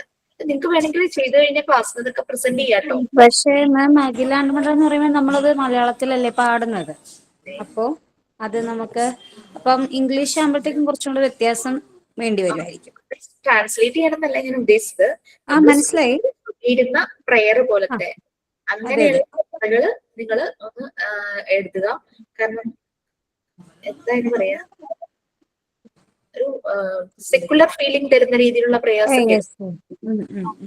ചില സ്കൂളുകളിലുണ്ട് മാം ഇംഗ്ലീഷ് പ്രെയർ തന്നെ പാടുന്ന ചിലയിടത്ത് ഇങ്ങനെ ശ്രദ്ധിച്ചിട്ടുണ്ട്. പല സ്കൂളുകളിലൊക്കെ ചിലപ്പോൾ ഇംഗ്ലീഷ് പ്രെയർ പാടും. എൻ്റെ കുട്ടികളുടെ സ്കൂളിലും ഇംഗ്ലീഷ് പ്രെയർ ഉണ്ട്. ഒരു ദിവസം ഇംഗ്ലീഷ് പ്രെയറാ, ബാക്കിയുള്ള ദിവസം എല്ലാം മലയാളമാണ്. അപ്പൊ ടീച്ചർ സ്ട്രിക്റ്റ് പിടിച്ചിട്ട് പറഞ്ഞു ഇംഗ്ലീഷ് പ്രെയർ നിർബന്ധമാണെന്ന് പറഞ്ഞിട്ട് ടീച്ചേഴ്സ് തന്നെ പഠിപ്പിച്ചു അവര്. പക്ഷെ കേൾക്കാൻ നല്ല രസമാണ് കേട്ടോ, നല്ലൊരു അർത്ഥമുള്ള രീതിയിൽ തന്നെ കേൾക്കാനും നല്ല രസമായിരുന്നു. ആഴ്ചയിൽ ഒരു ദിവസം ഉണ്ടാവും ഇങ്ങനെ ഇംഗ്ലീഷ് പ്രെയർ. ഡയറിയിലൊക്കെ അവരുടെ ഫുൾ പ്രെയറും കൊടുത്തിട്ടുണ്ട്, പല പല പ്രെയർ ഇംഗ്ലീഷിൽ. Okay fine. അപ്പൊ ഇതാണ് ഇപ്പൊ ഒരു മനസ്സിലായില്ലേ? ഞാൻ നിങ്ങൾ റെക്കോർഡ് എഴുതി കഴിഞ്ഞതിന് ശേഷം ഇത് പറയുന്നതിനേക്കാൾ ഇപ്പൊ പറഞ്ഞപ്പോ ഇപ്പൊ തന്നെ കുറെ ഐഡിയാസ് മനസ്സിൽ വന്നു കാണും. സമയം കിട്ടാതെ അതൊക്കെ നോട്ട് ചെയ്ത് വെക്കുക, എഴുതാൻ പറ്റിയില്ലെങ്കിൽ നോട്ട് ചെയ്ത് ഐഡിയ ഒക്കെ നോട്ട് ചെയ്ത് വെക്കുക. തന്നെ ക്ലാസ്സിൽ കുറേയും പറഞ്ഞു, ഹാഫിയൊക്കെ പറയണ്ടായിരുന്നു ഒരെണ്ണത്തിനെ മാത്രം ബേസ് ചെയ്ത് മതിയോ, ഇങ്ങനെ ചെയ്യാമോ അങ്ങനെ ചെയ്യാമോ എന്നൊക്കെയുള്ള ഒരു ഇതൊക്കെ വന്നപ്പോ നമുക്ക് ഒരു ക്ലാരിറ്റി കിട്ടിയല്ലോ. ഓക്കെ, നമുക്ക് അതിന്റെ ചെയ്യാലോ. Thank you ma'am. Anyway thank you. ഇത്രയും നേരം നമുക്ക് ക്ലാസ് എടുത്തതെന്ന് ജിഷ മാമിനോട് ഒത്തിരി താങ്ക്സ് പറയുന്നു. ഇന്ന് കുറച്ചും കൂടെ സമയം നമുക്ക് കൂടുതൽ എടുത്തിരുന്നു, അതിന് ജിഷ മാമിനോട് ഞങ്ങൾ താങ്ക്സ് പറയുന്നു. കാരണം എന്താ പറയാ, നമ്മുടെ ആ ലീവ് ദിവസങ്ങളിലൊക്കെ ചെയ്യാൻ നമുക്ക് പറ്റും. കുറച്ചൊക്കെ സമയം കിട്ടുമ്പോൾ നമ്മൾ അപ്പോഴായിരിക്കും നമുക്ക് ചിലപ്പോൾ വരുന്നത്. അപ്പൊ അതുകൊണ്ടാണ് മാം കുറച്ചും കൂടെ ക്ലാസ് എക്സ്റ്റെൻഡ് ചെയ്ത് നമുക്ക് ആ റെക്കോർഡും കൂടെ ഒന്ന് പറഞ്ഞു തന്നത്. അപ്പൊ ഇത്രയും നേരം മാമും ഞങ്ങൾക്ക് വേണ്ടി സമയം എടുത്തിരുന്നു. ഒരുപാട് താങ്ക് യു. നമ്മുടെ കൂട്ടുകാർക്കും ഒരുപാട് താങ്ക്സ് പറയുന്നു. ഇന്ന് പുതിയൊരു പാഠമായിരുന്നു എടുത്തിരുന്നത്. അടുത്ത ക്ലാസ് വരുമ്പോൾ അതെല്ലാം ഒന്ന് നോക്കി വരിക. Okay, anyway thank you ma'am. Support ചെയ്യണേ. ഷിബ എന്താ പറഞ്ഞേ? ഒരു സെക്കൻഡ്. ഇപ്പൊ മാം തിരക്കിലാണോ? പറയൂ പറയൂ. അല്ല, ഞാൻ ഈ ക്ലാസ്സിൽ കയറിയത് തന്നെ ഓൾറെഡി ലേറ്റ് ആയിട്ടാണ്. അതിനിടയ്ക്ക് വരുമ്പോൾ മാം ഇങ്ങനെ റെക്കോർഡിന്റെ കാര്യം പറഞ്ഞു പോകലാണ്. എനിക്കൊന്നും മനസ്സിലായില്ല. ഞാൻ ആ നേരത്ത് വേറെ കാര്യത്തിൽ എൻഗേജ്ഡ് ആയിരുന്നു. കംപ്ലീറ്റ് പ്രെയർ സോങ്ങിന്റെ കാര്യം പറഞ്ഞുകൊണ്ടിരുന്നപ്പോ ഞാൻ ഇടയ്ക്ക് കയറി വന്നു. പിന്നെ വേറെ എന്തോ ഒരു സ്റ്റോറിയുടെ കാര്യം പറഞ്ഞപ്പോഴുണ്ടായിരുന്നു. ഒന്നും മനസ്സിലായില്ല മാം. മനസ്സിലായില്ലെന്നല്ല, ഞാൻ എന്റെ പ്രസന്റ് അവിടെ അല്ലായിരുന്നു. മൊത്തത്തെ ഷീബയ്ക്ക് ഒന്നും കൂടെ പറയണം എന്നാണ് മാം ഉദ്ദേശിക്കുന്നത് എനിക്ക് തോന്നുന്നു. അതുകൊണ്ടാണ് തിരക്കിലാണോ എന്ന് ചോദിച്ചത്. പരമാർത്ഥം റെക്കോർഡ് ക്ലാസ് ഒന്ന് കാണുക, ബാക്കി ക്ലാസ്സിലുള്ളവരെ ഹെൽപ്പ് ചെയ്യും, ബാക്കി എന്നോട് ചോദിക്കാം. ഹിബ, നമുക്ക് ഹെൽപ്പ് ചെയ്യാം, നോ പ്രോബ്ലം, ടെൻഷൻ എടുക്കണ്ട. അറിയാവുന്നവരൊന്ന് പറയണം കേട്ടോ. മെന്റൽ ഹെൽത്ത് ഞാൻ തുടങ്ങിയെങ്കിലും അതിങ്ങനെ കുറെ കാര്യങ്ങൾ പറഞ്ഞതേ ഉള്ളൂ. ആ പറഞ്ഞത് കേൾക്കണമെങ്കിൽ റെക്കോർഡ് ക്ലാസ് തന്നെ കാണണം. കാരണം ടെക്സ്റ്റിലെ കാര്യത്തെക്കാളും കുറെ കാര്യങ്ങൾ ഡിസ്കസ് ചെയ്തു, ചാറ്റ് ബോക്സുകൾ നിറഞ്ഞിരുന്നു. എന്റെ ശരീരം ഇവിടെ, മനസ്സ് വേറെ എവിടെയായിരുന്നു. Thank you. ഏകദേശം ആയിട്ടുണ്ടോ? എന്താണ്? ടേം എക്സാമിന്റെ, ടേം 1 എക്സാമിന്റെ ഡേറ്റ് ആയിട്ടുണ്ടോ? എക്സാമിന്റെ ഡേറ്റ് ആണെങ്കിൽ ഞാനൊന്ന് പറയണം. എന്നാൽ ഞാനാണ് ബാക്കിൽ, എനിക്കൊന്ന് ബാക്കി ടീച്ചേഴ്സ് ഒക്കെ ഓക്കെ ആണെന്ന് തോന്നുന്നു. പാർട്ട് 2 നിങ്ങളുടെ എവിടം വരെയായി? പാർട്ട് 2 അശ്വതി മാമിന് അലോട്ട് ചെയ്ത പോർഷൻസ് തീർന്നിട്ടുണ്ട്. അപർണ മിസ്സും ഏകദേശം കംപ്ലീറ്റ് ആവാറായിട്ടുണ്ട്. എന്ന് പറഞ്ഞാൽ എത്ര യൂണിറ്റ്സ് അതിനകത്ത് എടുത്തു? അപർണ മിസ് അങ്ങോട്ട് ചോദിക്കാം. കോഗ്നിറ്റീവ് ഡെവലപ്മെന്റിന്റെ ചാപ്റ്റർ എടുത്തോ? യൂണിറ്റ് 4 അത് ഞാൻ എടുക്കാൻ. സൈക്കോളജി, എഡ്യൂക്കേഷൻ സൈക്കോളജി, ഇത് 3 ഞാൻ പൊതുവെ എടുക്കാറ്. അപ്പൊ അത് നമുക്ക് എടുക്കാനുണ്ട്. അത് പെട്ടെന്ന് എടുക്കാൻ പറ്റുന്നതുമല്ല. അപ്പോ മോർ ടൈം, ചിലപ്പോൾ എക്സ്ട്രാ സെഷൻസ് ഞാൻ ഈവനിങ് വെക്കേണ്ടതായിട്ട് വരും. അതൊന്ന് ആലോചിക്കട്ടെ. ഓണം അവധിയും കൂടെ വന്നില്ലേ, കുറെ ദിവസം അങ്ങനെ പോകില്ല. അപ്പൊ നമുക്കത് ഈവനിങ് സെഷൻ വെച്ചാൽ നിങ്ങൾക്ക് ബുദ്ധിമുട്ടുണ്ടാവും. അല്ലെങ്കിൽ ഇതുപോലെ ഹാഫ് ആൻ അവർ എക്സ്റ്റെൻഡ് ചെയ്യണം. ഈവനിങ് എത്ര മണിയാ മിസ്? ആഫ്റ്റർ 7 o'clock 7:30 7 o'clock തുടങ്ങിയിട്ടോ 7:30 തുടങ്ങിയിട്ടോ അങ്ങനത്തെ ടൈം. കുഴപ്പമില്ല പ്രയർ കഴിയില്ല സമയത്ത്. മിസ്സേ, ഞങ്ങളോട് 31-ാം തീയതി സ്കൂളിലേക്ക് ചെല്ലാൻ പറഞ്ഞിട്ടുണ്ട് ഇന്റേൺഷിപ്പിനെ. ഓ പകൽ ഞാൻ ഈവനിങ് ഉദ്ദേശിച്ച 5 മണി 6 മണി ആ ടൈം അല്ല, നമ്മളൊരു 7 o'clock 7:30 ആ ഒരു ടൈമില്. അല്ല പോവാല്ലേ? അപ്പൊ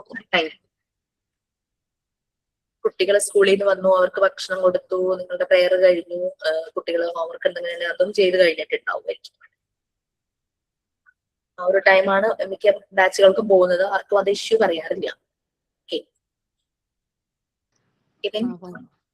അല്ല, ഇന്റേൺഷിപ്പിന് ഞങ്ങൾ 31-ാം തീയതി പൊക്കോട്ടെ? തീർച്ചയായിട്ടും.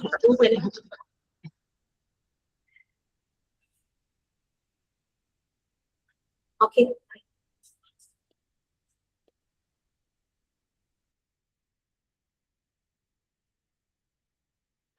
Thank you, ma'am.